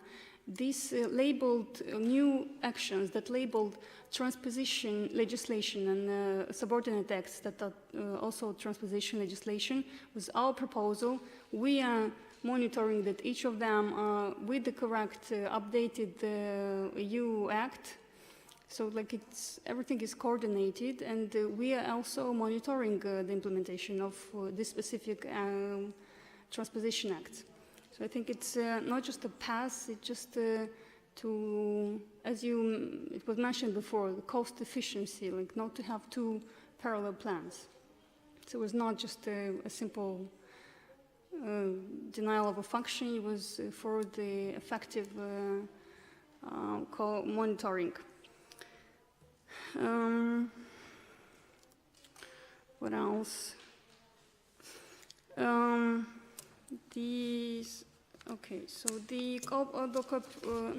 it's more important to say that I think I'll mention to understand why we have this division of EU relevant act and non-relevant act. Because we already have a huge task to perform this of legal approximation. It was always, this is how the mechanism was designed. It is not anyhow related to the staff of the center. The number of higher staff of the center is related to a total different problem, which is the salaries, which is lower. Our competence has increased, but the salary are lower than in the ministry. And we have this encouragement mechanism for the current staff. So this is not related to. The whole mechanism was designed that only EU law, the constitutionality, the unity of the framework is guarded by the Minister of Justice, and the EU check, the compliance with EU legislation is performed by the Center for Legal Approximation. That is how it was the idea of the whole mechanism. So if you really do care about not changing the whole, shaking the whole structure of, I think it's important to keep that in mind. That is why, like we, maybe if something is not clear, we try to bring more clarity with the new framework, to have this specific explanation in the non-informative note, to have this obligation of table of concordance. So everything now is in the law to make it, to elevate a bit the understanding of the legal approximation process. And with the cooperation framework, I have like one remark and one question. I do not recall to say that a law between the government and the parliament would solve any problems between Center for Legal Approximation and the legal department. I don't see any problems, so if you could be more specific, like I'm not against any memorandum, of course, we can do it, but if you can give me information on what kind of problems would the memorandum help? If you have an additional information from from any parliament department or secretary, if there are any shortcomings, like any impediments in cooperation, that would also help for us to better understand how the memorandum could help us. Thank you. Philip would like to react. Thank you. As we have some more time now in discussion than for the presentations, I would like to comment on some of your points. Firstly, the cooperation of the government, parliament in general, or CLA with General Legal Directorate, as you mentioned, you have the feeling that the law would change nothing or isn't like needed. We have no law either on the cooperation. It has developed through the time, the cooperation. It was like, let's say, in soft legal way. There were no instruments at first use. Now what we have is the government's directive on forwarding the documents and managing, let's say, the EU agenda, because the government discovered during this integration period and later on as we are the member state, the government discovered that it's the interest of the government to institutionalize and to have some regular channels of communication with the parliament. It is connected also with the thing you mentioned that CLA doesn't want to be responsible for the final bill. As we have the more time, I will describe now in a few minutes the system in the Czech Republic so that you can perhaps understand. We had no time in the presentation, but you can perhaps understand more of it. Firstly, the governmental laws, the draft presented by the government. If in the Czech Republic the government presents a draft, it means that it was in some legislative plan of the government, and then, for example, let's assume it's a draft in the area of agriculture. So the Ministry of Agriculture is assigned by the Prime Minister to prepare a draft law. The ministry, the line ministry prepares the draft, then it sends internally in the government to be commented on in some inner, let's say, inner circle, which means that every other line ministry, every important state offices, and mainly the directorate or department on compatibility, they can comment on it. They usually do it from the factual points of view, from the content, and from the compatibility with the EU law. After this takes place, I would say like 90% of the comments or errors or disbalances of the law are like proved and done and solved. After this, it goes to the Parliament, to the Committee on European Integration before, now it's Committee on EU Affairs, for these preliminary consultations. Then, the second check, the Parliament does the work like checking the compliance. After it sends its opinion to the government, it's incorporated in the draft law, and then the legislative procedure moves from the government officially to the Parliament. And you have the 3 reading stage, committees included, there are amendments at the committee stage, and lastly, before 3rd reading, before voting on the governmental proposal as a whole, any MP can request the Parliamentary Institute for like in-house compliance check. So it's a 3rd step when the compliance can be checked. It's on request only. Yeah? And then you see like we receive in the Parliamentary Institute or in the Parliament, we receive the opinion and we work with the opinion of our CLA, which means the Directorate on Compatibility. So we communicate if needed with the expert. We can clarify, we can invite them. We can invite also the representative of the line ministries to discuss, okay, we feel there's some imbalance or error with transposing of this. This was the governmental drafts. In our legislative procedure also, a single MP, group of MPs, the Senate as a whole, and the regional councils can have the initiative to present the draft. In this case, the directorate or the department on compatibility is obliged in 30 days to present its compatibility opinion, and at the same time, at the parliamentary level, the Parliamentary Institute, this department on EU affairs, is obliged in 30 days to present its opinion. So the Parliament then, during this three-stage period, can like look at two various opinions. They are at their disposal, and at every draft, not amendment, it is also on request, but at every draft which is presented not by the government but either by MP, Senate, or regional councils, have to undergo this procedure. Yeah, so that's the way.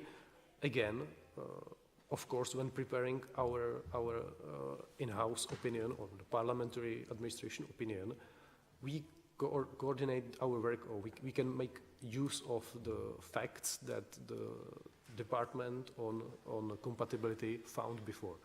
So that's the important thing. And concerning the databases, during this whole process, we have the access to the governmental databases. We can see in the first inner round of the government, we can see what, for example, the Ministry of Industry, what the Czech National Bank commented on the draft. We can work with it. We can present it to the MPs during the preliminary consultations. We have this possibility. So, as you mentioned that you have the database, our recommendation, as Martin tried to say it, is not like one database on approximation, but at now, actually, we have database access to, let's say, 5 main governmental databases, not only for approximation, but also for other things. And as we were informed during the first stage, during the assessment, by the consulted staffers from your parliament, for example, they referred to problems with getting table of concordance from the line ministries. We have it because we have direct access. That's the way of the communication. You don't have to write the letters. You don't have to ask your chairman to ask the government officially. If you have the access to the databases, you just download it. That's the point of our recommendation, which, as Martin said again, saves you time, saves you money, saves you number of the people you need for the work. That's what we recommended. And as for the EU-labeled drafts, what Martin tried to say is, like, if you look at the set of all the drafts you have to deal with, when we were discussing lastly in the Ministry of Justice with you this agenda, you mentioned that you are not able, from the capacity reasons, to do the compliance check for every draft, that you focus only on the EU-labeled EU side. Is it correct? Because the legal approximation in Moldova is based on the bilateral agreements between EU and Moldova. So of course it comes, like, we streamline, we have priorities, then there are many other drafts that are not in this plan, but are related to association agreement. We're checking them as well. And there are some random pieces that the ministry is not really sure whether it's approximation or it's just some principles, and it can happen, like that case we know about, that because it's considered is not a new relevance, it can pass the government and the parliament. But the focus, of course, like the task is already huge, and our aim is not to be in compliance all our legislation with EU legislation. It's based on our assignment, based on our obligations already that we signed.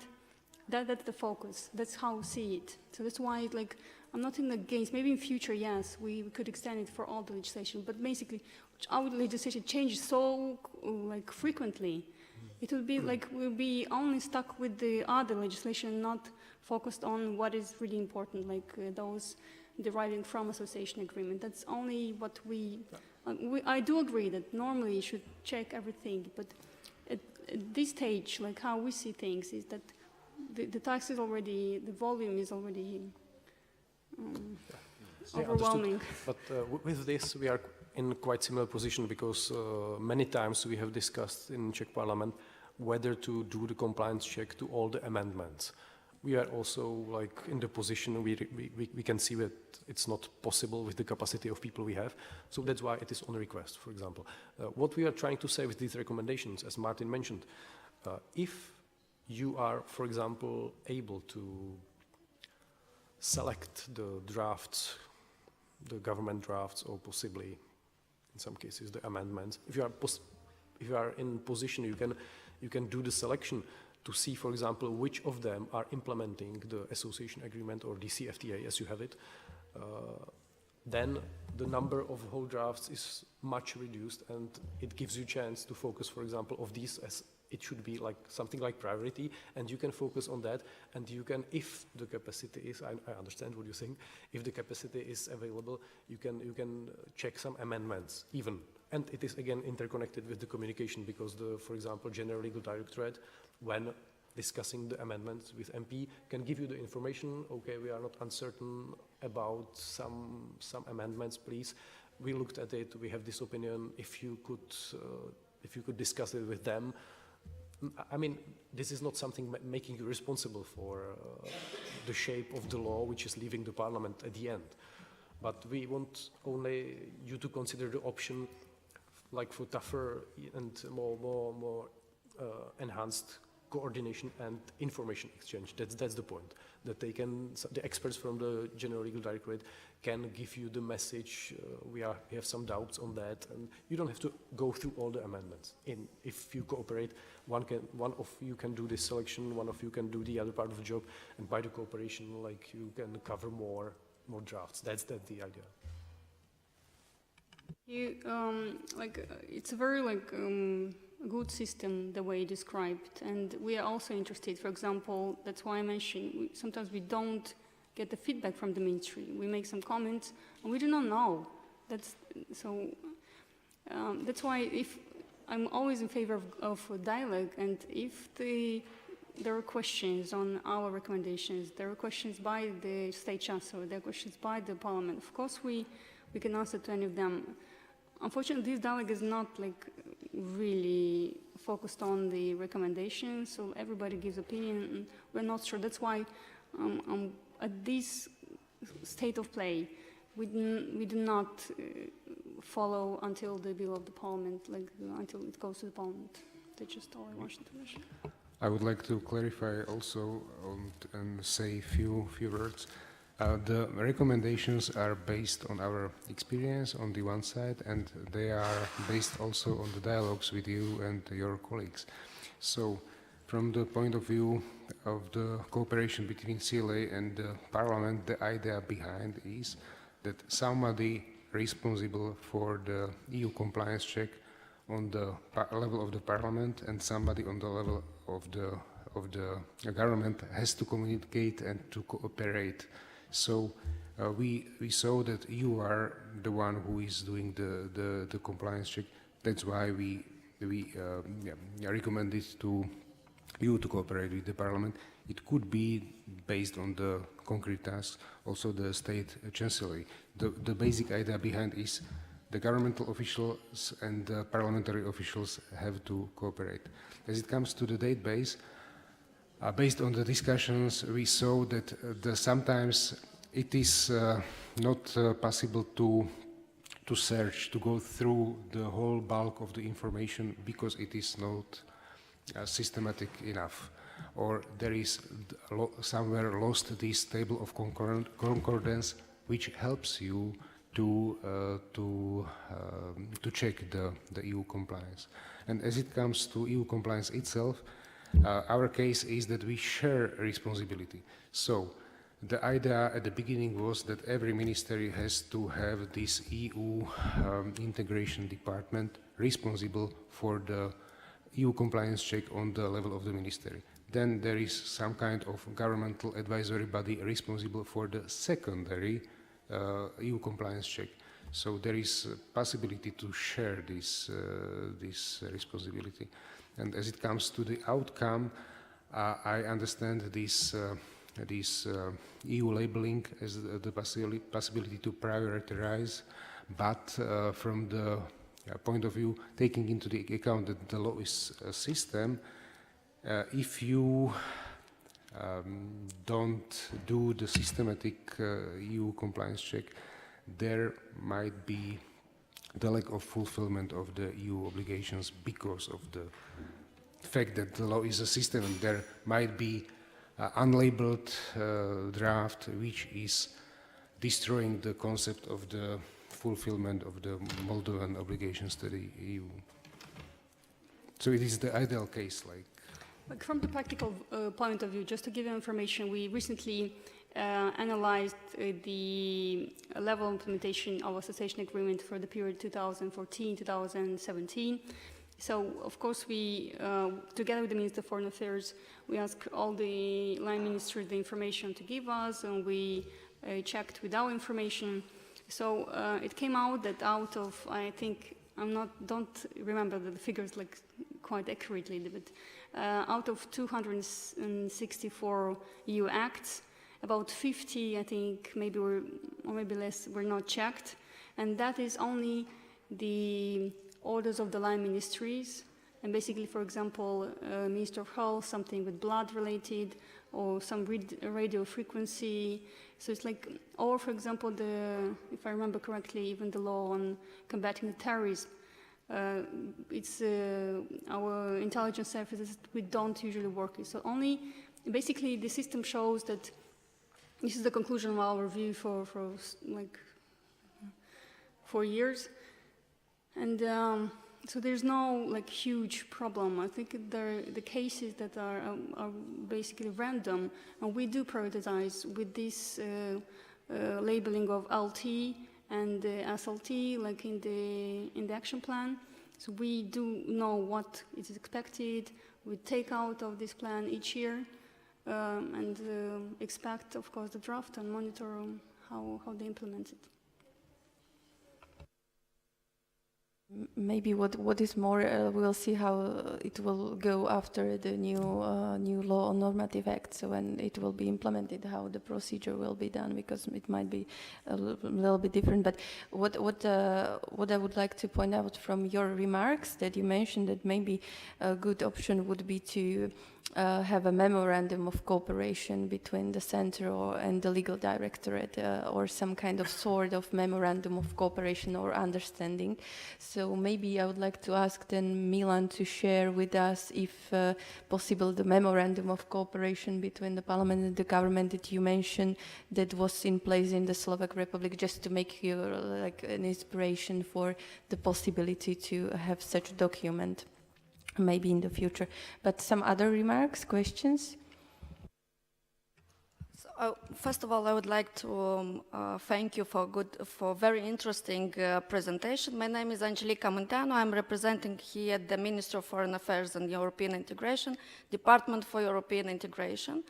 And I would like to make maybe more general remarks on the study. So I would like to point out that the institutions are responsible on the governmental level to implement the provisions of the association agreement, not the three institutions that you have indicated here. So all the institutions are responsible for implementing the association agreement, and only the Minister of Foreign Affairs is coordinating and monitoring the implementation. So to be more accurate on the information indicated here. Also, taking into account the provision of the governmental decision, where drafting and making public the report on the implementing the association agreement twice a year, and it's on our website, so it's done every year.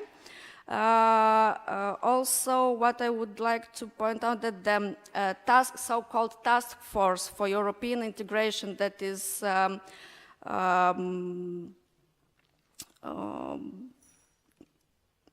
chaired by the Deputy Prime Minister for European Integration, it's our framework for cooperation with civil society, not with the state secretaries from the ministries.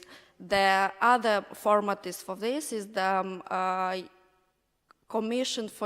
Governmental Commission for European Integration. It's gathering the government representatives plus all the heads of all the institutions that are implementing the association agreement. Also, how my colleague from the center said, so we are not covering the issue of the harmonization process. It's not done by the Minister of Foreign Affairs. We are just coordinating the process of establishing the priorities for the harmonization process based on the provision of the association agreement. And also to make clear on this pyramid of the institutions, so the Minister of Economics and Infrastructure, how it's called now, it's responsible for coordinating the implementation of the 5th chapter of the association agreement, and not of the agreement for the CFTA. It's like for establishing the zone for free trade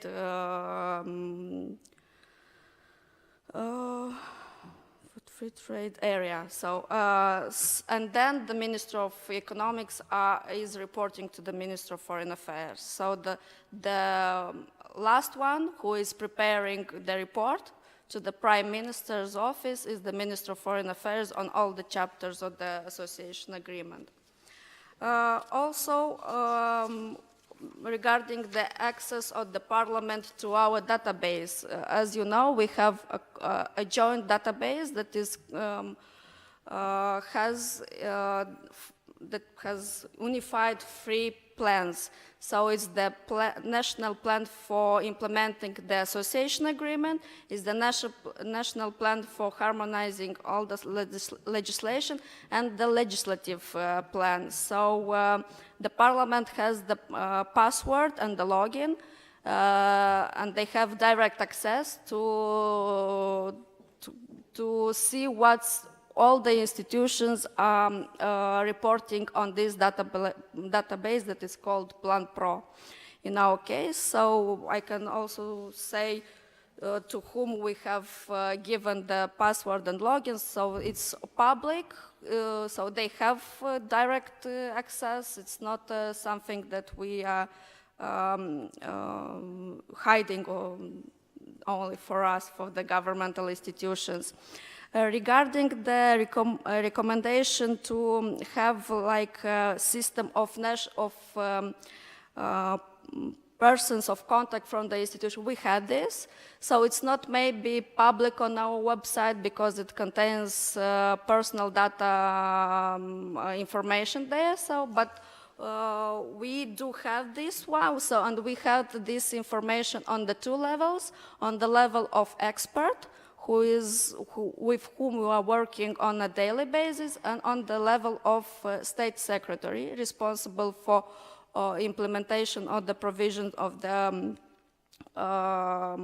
association agreement.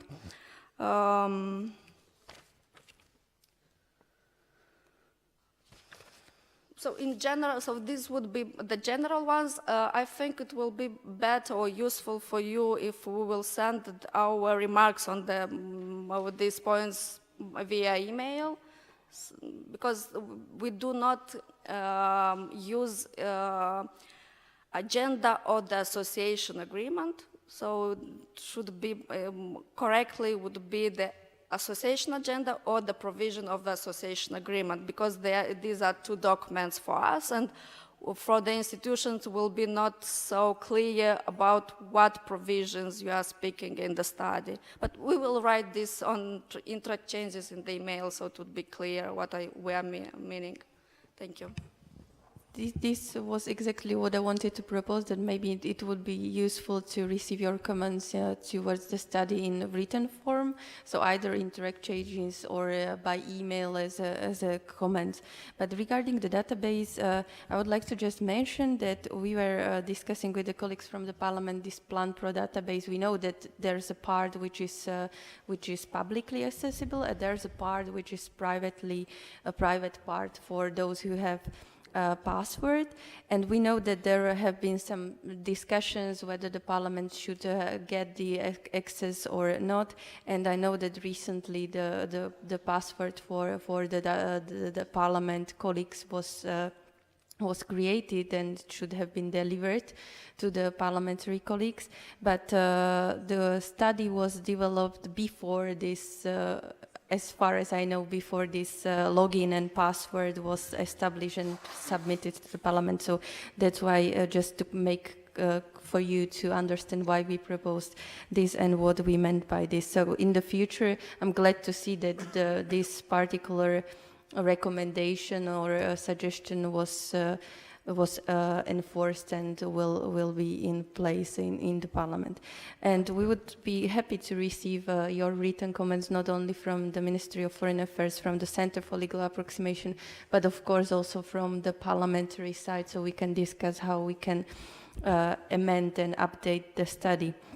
The result of this workshop would be the training manual, but of course the output would be also the updated version of the study. So based on the discussion that we have today with you, we would like to update the study and to add more information or to precise some of the information which are written there. So if you have any other questions or remarks from the point, yeah, Mrs. Bubuioc. Evelina Bubuioc, Direcția Generală Documentare Parlamentară.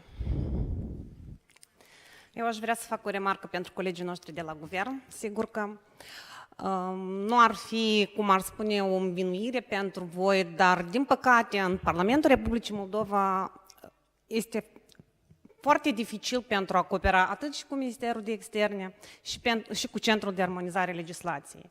Centrul de Armonizare a Legislației oferă expertiza aceasta de compatibilitate, dar, din păcate, atunci când ajung proiectele de legi în Parlament, acestea sunt lipsă. Și, într-adevăr, și experții din Parlament se confruntă cu această problemă gravă, că este necesar de fiecare dată să fie sunat ori colegii de la Cancelarea de Stat, ori de la Centrul de Armonizare a Legislației, pentru a primi aceste expertize, că ele nu sunt atașate la setul de documente. Același lucru pot să îl spună și colegii de la Direcția Generală Juridică. Aș fi avut o întrebare pentru voi, colegii de la Centrul de Armonizare a Legislației. Recent a venit în Parlament un proiect de lege în care nota informativă se specifica că proiectul vine să armonizeze unele norme la directivele Uniunii Europene. În momentul când am verificat, am vrut să văd dacă într-adevăr ține de agenda acordului de asociere a Republicii Moldova. Colegii de la centru mi-au zis că, din păcate, guvernul nu a transmis pentru expertizare acest proiect. Care ar fi modalitatea atunci când aceste proiecte nu ajung chiar care au fost elaborate la nivelul ministerelor? Este vorba de Ministerul Agriculturii, Mediului și Infrastructurii. Și am solicitat colegii și am întrebat-o, vă autosesizați voi în acest caz sau nu? Ok, mulțumesc pentru întrebare. Deci, noi vedem că puteți proceda în următorul mod. În primul rând, să verificați care totuși cu autorul, da, adică cu Ministerul de Linie, care este obiectul proiectului. Dacă într-adevăr armonizează sau pur și simplu ei fac mai atractiv acest proiect și menționează armonizarea legislației. Asta e primul lucru ce puteți face, da?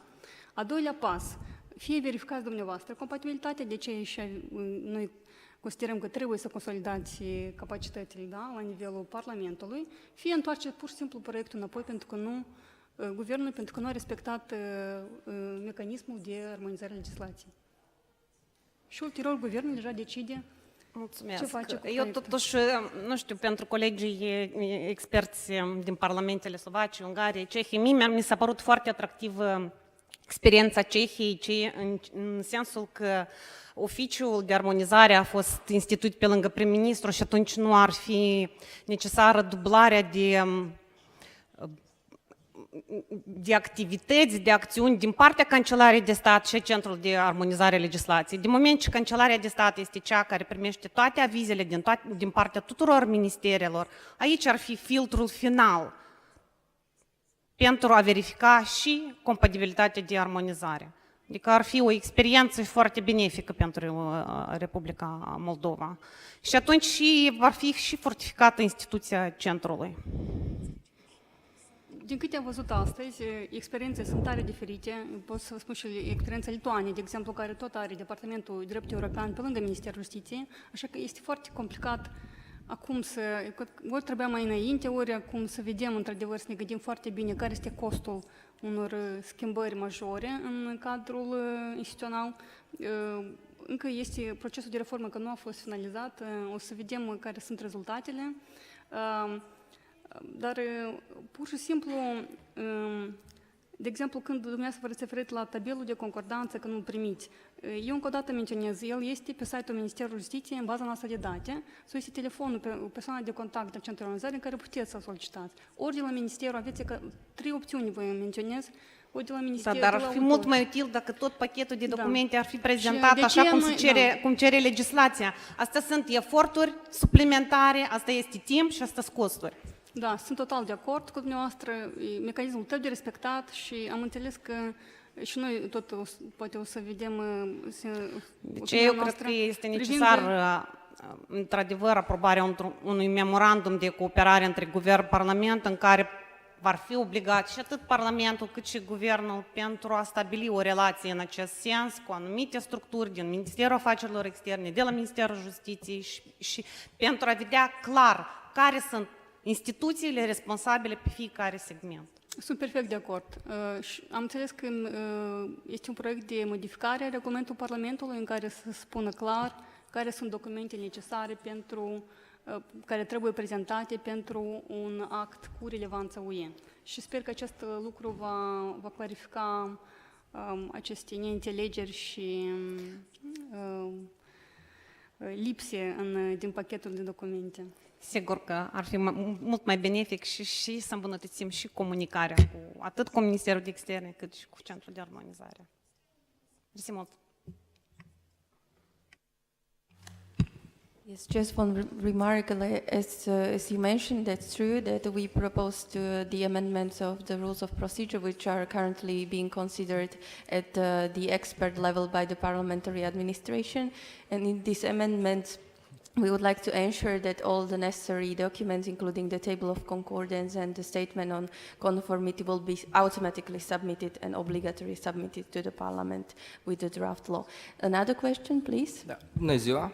Mă numesc Octavian Ciobanu, sunt stagiar în cadrul Comisiei Administrației Publică, Parlamentul Republicii Moldova. Pentru început vreau să vă mulțumesc pentru prezentări și o să am 2 întrebări către vorbitorii de astăzi. Prima întrebare este către domnul Martin și anume, cum vedeți dumneavoastră aspectul social și anume implicarea societății civile, dar și importanța acestora în procesul de armonizare a legislației și implementarea agendei acordului de asociere. Da, ținând cont că dumneavoastră ați menționat 3 aspecte foarte importante în procesul de armonizare, și anume politic, economic și juridic. Și dacă aspectul social își are locul printre aceste aspecte.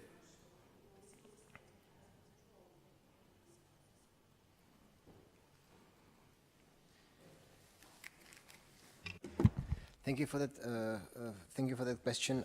I think that the role of the civil society within the overall direction of the state is stipulated primarily within the political dimension of the approximation. So, yes, rule of law, good governance, it all and institutions of good governance, it all comprises the engagement of civil society. Their rights to comment on draft laws, to comment on strategies. This is very general level or very general comment, and then we have to look at the Parliament. I wouldn't like to say. I don't want to say that it's only a question of the approximation. It's also the question of, let's say, make Parliament transparent, make Parliament more transparent, and in a particular way or in a very specific way, we can look at the engagement of civil society into the legislative process and engagement of civil society at the parliamentary level. For instance, public hearings, publicly accessible committee meetings, plenary session accessible to the public, And also not to forget to mention the publicly accessible database of draft laws so that the civil society can be updated what's going on in terms of lawmaking process at the parliamentary level. So. Da, mulțumesc frumos. Și cea de-a doua întrebare este către domnul Filip. Aș dori să întreb care au fost premisele de trecere de la sistemul clasic de adoptare a proiectelor de legi, adică în 3 lecturi sau 2 lecturi, la cel de adoptare a proiectelor de legi într-o singură lectură. Adică ce a provocat această schimbare?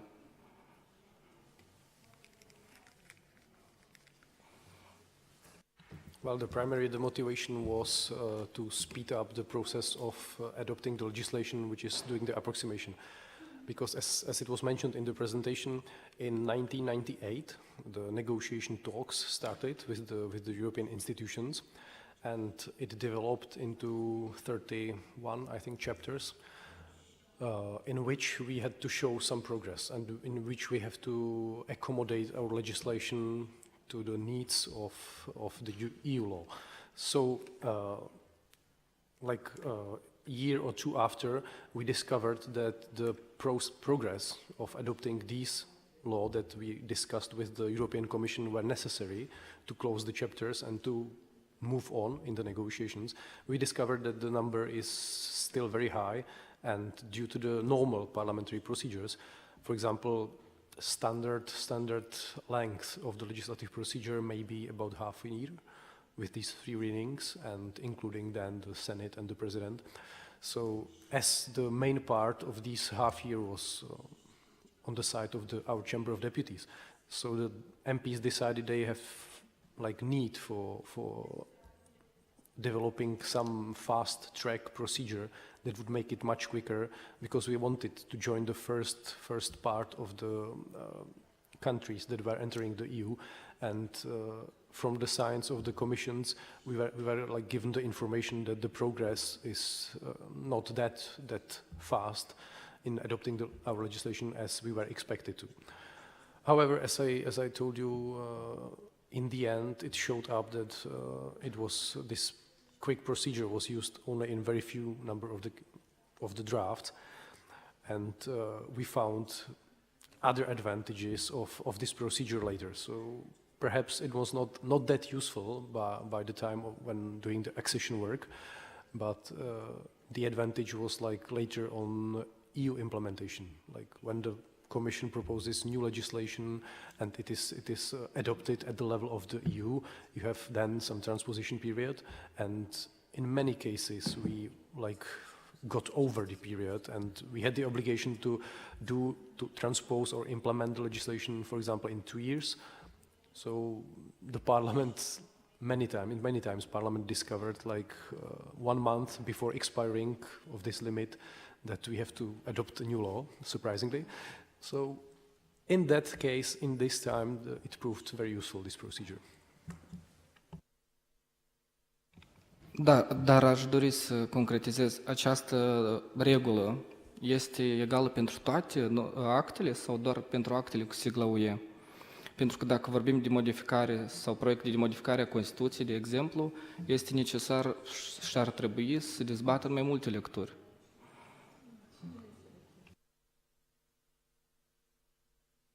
Due to the lack of time and space in the presentation, I didn't put it in, but I commented on this procedure cannot be applied to constitutional laws, to the state budget laws, and to the laws implementing the international treaties. These 3 types of drafts are excluded by law. Yeah.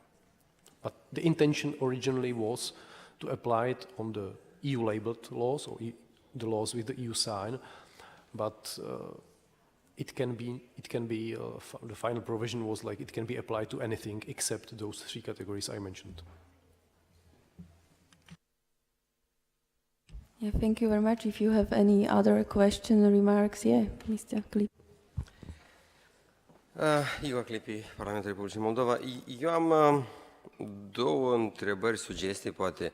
Deci primul lucru ar fi important să ținem cont că subiectele care le discutăm noi cumva țin și de nivelul politic. Deci noi putem recomanda, putem sugera, dar de fapt același memorandum sau oricare alte modificări la regulament țin de competența organelor superioare, deci în cazul nostru de Parlament și Guvern. Deci sarcina noastră ar fi cumva să aducem la cunoștința deputaților sau celor la guvernare, de la Guvern, despre ceea ce am discutat noi, sau eventual sunt două soluții. Una, organizăm un seminar cu ei, sau a doua variantă mai optimistă, așa, când vine timpul și noi vom fi membri a Guvernului și a Parlamentului, vom aplica cunoștințele care le-am însușit aici. Dar, cred, alt subiect la care vreau să fac referință este că am constatat în opinia mea, pe parcursul acestor discuții, că există niște diferențe între starea din care au fost făcuți sau din punctul de start pentru recomandări și punctul de recepție unde suntem noi. Deci asta s-a făcut propunerile, sugestiile, recomandările reișind din procesul de integrare, de aderare la Uniunea Europeană. În cazul nostru, multe din aceste recomandări nu sunt totalmente aplicabile. Nu din cauza că noi n-am fi, cum să vă spun, nu avem alt statut politic, altă perspectivă și din cauza asta aș vrea, sau propunerea mea este ca recomandări, în cadrul sau făcând recomandările respective, să fie menționat faptul că unele din ele pot fi aplicate în contextul aderării la Uniunea Europeană. Și să apară un semn de întrebare dacă ele trebuie aplicate în mod forțat în cazul în care noi nu suntem în procedura respectivă. Fiindcă din start este evident că noi nu putem merge pe aceeași intensitate, și, inclusiv la nivel de instituții și proceduri, din cauza că nu este nici nevoie, nici uneori chiar contraindicat să implementăm niște lucruri care nici nu se cer sau nu țin de statutul nostru. Adică întrebarea mea este dacă ar fi posibil ca în raport, în contextul recomandărilor, să fie formulată specificarea că acestea sunt făcute reieșind din statutul de preaderare a țărilor care noastră, cu ideea că ele pot fi plenar sau în deplină măsură aplicate în același context pentru Republica Moldova. Asta a fost o întrebare.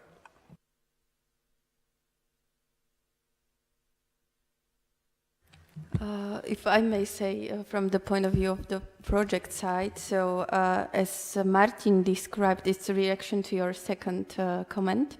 So as Martin described, there are several tools how to ensure the efficient cooperation between the parliament and the government, regardless the status of a country. So in every democratic country, it is inevitable to have a very good cooperation between the government and the parliament, because otherwise the country will not work properly. So the majority of the recommendations are not linked to the question whether you are association, pre-accession, or member state. So this is not the question of these recommendations. The question is, or the point of this recommendation is to deliver you the proposals how to ensure the very good cooperation between the parliament and the government, how to cooperate, how to coordinate, how to share information. And this is not connected with yeah. Let me disagree with you because the suggestions are made in the context of concrete activities. No?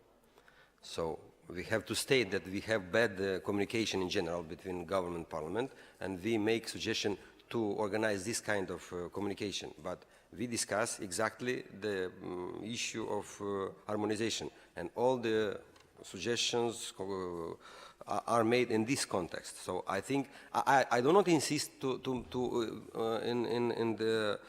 for each recommendation make this mentioning that there is in the context of on different status of our countries. But in case where it's necessary to mention that this recommendation could be seen or must be tackled in the context of the different status of our countries, because it's obvious all your suggestions are made in the context of your experience, and sometimes is not fitting our concrete stage of relations with the European Union. So, thank you. Igor, let me tell you that I'm really happy that we are having this broad discussion. And from my point of view, as having the experience on the level of the Parliament doing the legislation and on the level of the Ministry, it is important to say that in the lawmaking you need just a systematic approach. And it doesn't matter if the obligation to have this systematic approach comes to the international treaty dealing with EU obligations, or it is another kind of international treaty, or it is the lawmaking and such.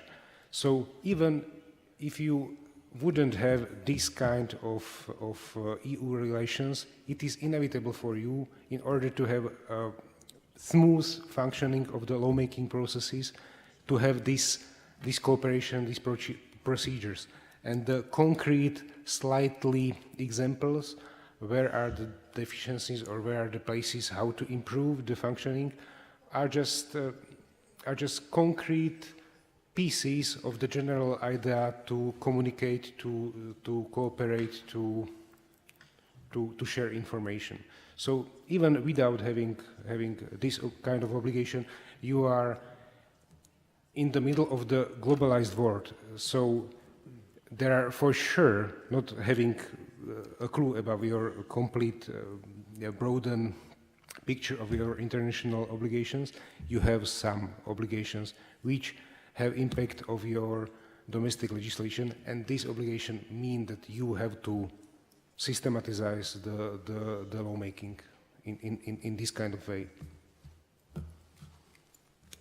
Milan, it's obvious, but for example, this memorandum between government and parliament, we have to put a concrete idea in this memorandum, and we discuss it in the context of European integration. And what we will discuss, we cannot have a memorandum on each issue between parliament and government. We discuss concrete idea, European integration, harmonization, and the status of different countries. So I understand we are in a globalized world and we have a lot of things to harmonize with the world in the entire world, but in our concrete project we discuss about European integration and the differences, because we had, for example, peer review activities, and some of your experts said, don't rush, don't put this in your legislation because you are not prepared to implement it. I am speaking about this concrete situation, and I am asking only in the case, where is the case, when is the case, to mention that this idea, these proposals, this recommendation must be tackled in the context of pre-accession, not earlier, because it could create more problems than solutions. It's my idea.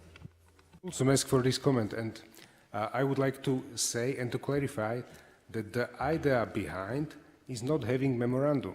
The idea behind is to have full access to the governmental documents related to the drafted legislation on the level of the parliament.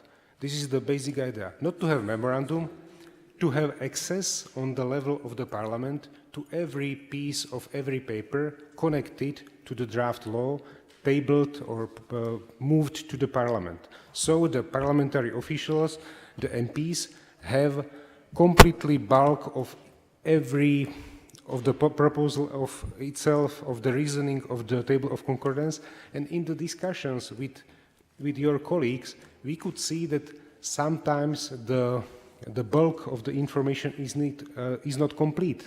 There is missing something, table of concordance or whatever. So this is the basic idea, to have whole the bulk of information accessible for the parliament on the political level and on the administrative level. There is the basic idea behind is not the memorandum. It is only the example how we solved the problem with sharing of information. Yes, Milan, but my last remark. I think it's important in the project, in the reports, to mention that all your suggestions, recommendations are related to EU problems, matters, not how to say, overpass the subject, because the reports, we perceive them as suggestions, recommendations in the context of European integration. And sometimes we had it, we have this kind of discussion with Natalia. I saw the recommendation, which is generally democratic, how to say, liberal or communicate, to improve the communication between institutions. It's okay, but it's not related exactly, strictly to the European matters. We need your support in this concrete issue.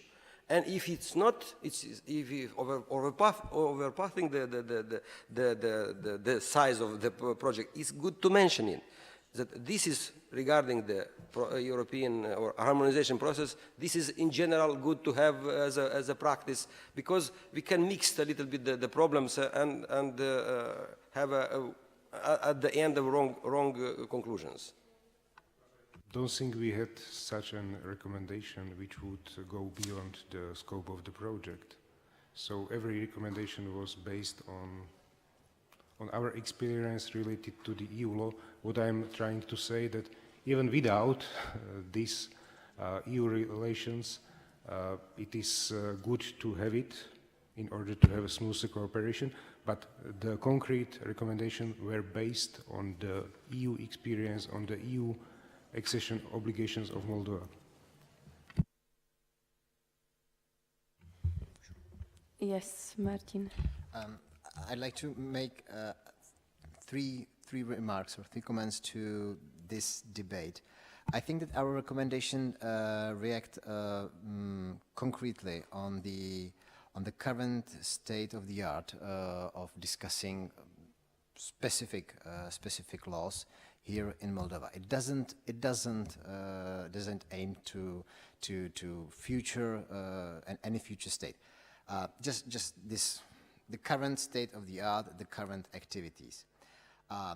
What I like to mention, and I emphasized that several times in my presentation, the study itself is written in the so-called historical institutionalism. So we describe the gradual development of institutions and procedures from the very beginning of pre-association period of our countries, from the 1991 when we were in the period pre-association. What we showed in the study is that some, and I would say that a lot of institutions and mechanisms which were established in that period survived. And that might be misleading, that we are referring to the current state. However, we developed the institutions and mechanisms in the pre-association period. And the third point with regard to recommendations, we will provide with reasoning, grounding, and explaining of the recommendations in the training manual. So you will be able to read why we think that this is needed, based on which observation from the current state of the art here in your country, what we suggest based on which historical experience of our countries, and what's the, let's say, general, more academic or explanation behind that. Thank you. Mentioned that in your case, pre-associations is different than in our case, because you had the prospect for European integration. In our case, is not the case, and it changed radically the situation. So is this in this context I tried to explain exactly these differences between us, even if, because we have this pre-association agreement, but it's only the name of which exactly as in your case. In our case, it's different. It's pre-association situation. So, and it changed politically, dramatically changed the situation and our engagement in political engagement, I mean. So I ask to have it bear in mind that we are a little bit different, and where is possible to mention it. It could be useful for us. Thank you. I think we are trying to bear it in mind that your so-called geopolitical situation is really completely different. That's true, but what we are proposing is totally applicable in this stage. And sorry, but your purpose is the same as it was our purpose was, even if it takes longer, if you are in a different. That's the whole point of this twinning activity. That's why you have asked for this activity. You have applied for it. We are trying to promote this process and maybe shorten it. So I think you have to be a bit more optimistic in your, and not saying that, you don't have the prospect of being a member, because then the whole exercise has no point. We have found a good example of for you to have these economical ties with the EU. As you maybe know, I'm a food and wine connoisseur, so I like your cognac, I like your food, I like your wine very much. And what I am able to buy in Slovakia is just one type of your wine, which is not the best one, I realized here. So, me personally, I would be more happy if you could provide Europe with more high-quality products you have here. And this is the basis for having these economical ties, to broaden the cooperation with the EU on the economical level via implementing these EU obligations. So we are seeing your different position, but we are experiencing that you have maybe broader possibilities in the EU. And that's the reason why the Czech Republic, or Czechoslovakia in 1991 decided to implement the EEC obligations for the Czechoslovakian legal system, so that we can export it Skoda from the from Czechoslovakia to, for instance, Germany and Western Europe, and that was the same driver. The very last piece, if you imagine like this final product of this activity is like the set of the recommendations, of course, and the point is to show you our experience and to show you the good practices we have. We cannot tell you what to do and when to do. It's up to you. You decide. We just want to show you what we find useful, and I think in the Czech case in my presentation, it was quite clear that we started with adopting some measures like 13 years before we entered the EU. It was in 91, so it was far before we had association agreement. It was far before we started the negotiations. So in our case, there was clearly the economic motivation. If you are in the position with Ukraine and Georgia, like having this DCFTA agreement, perhaps you may consider the possibility, if it's like beneficiary for you, to integrate more economically in the part of internal market, to make some profit of exporting the products, as Milan mentioned, for example, the wine. And this could be the motivation anyway. So even if the perspective of joining the EU is for you unclear and seems to you far away, there are some side beneficiary issues that you might consider. And again, we don't want to tell you what to do, when to do. It's up to you. You can consider our recommendations, and you can say like, okay, this is a good idea, let's implement it now. Okay, this is a good idea, but let's leave it for later. It's your task. We cannot do that for you. Any other remarks, questions?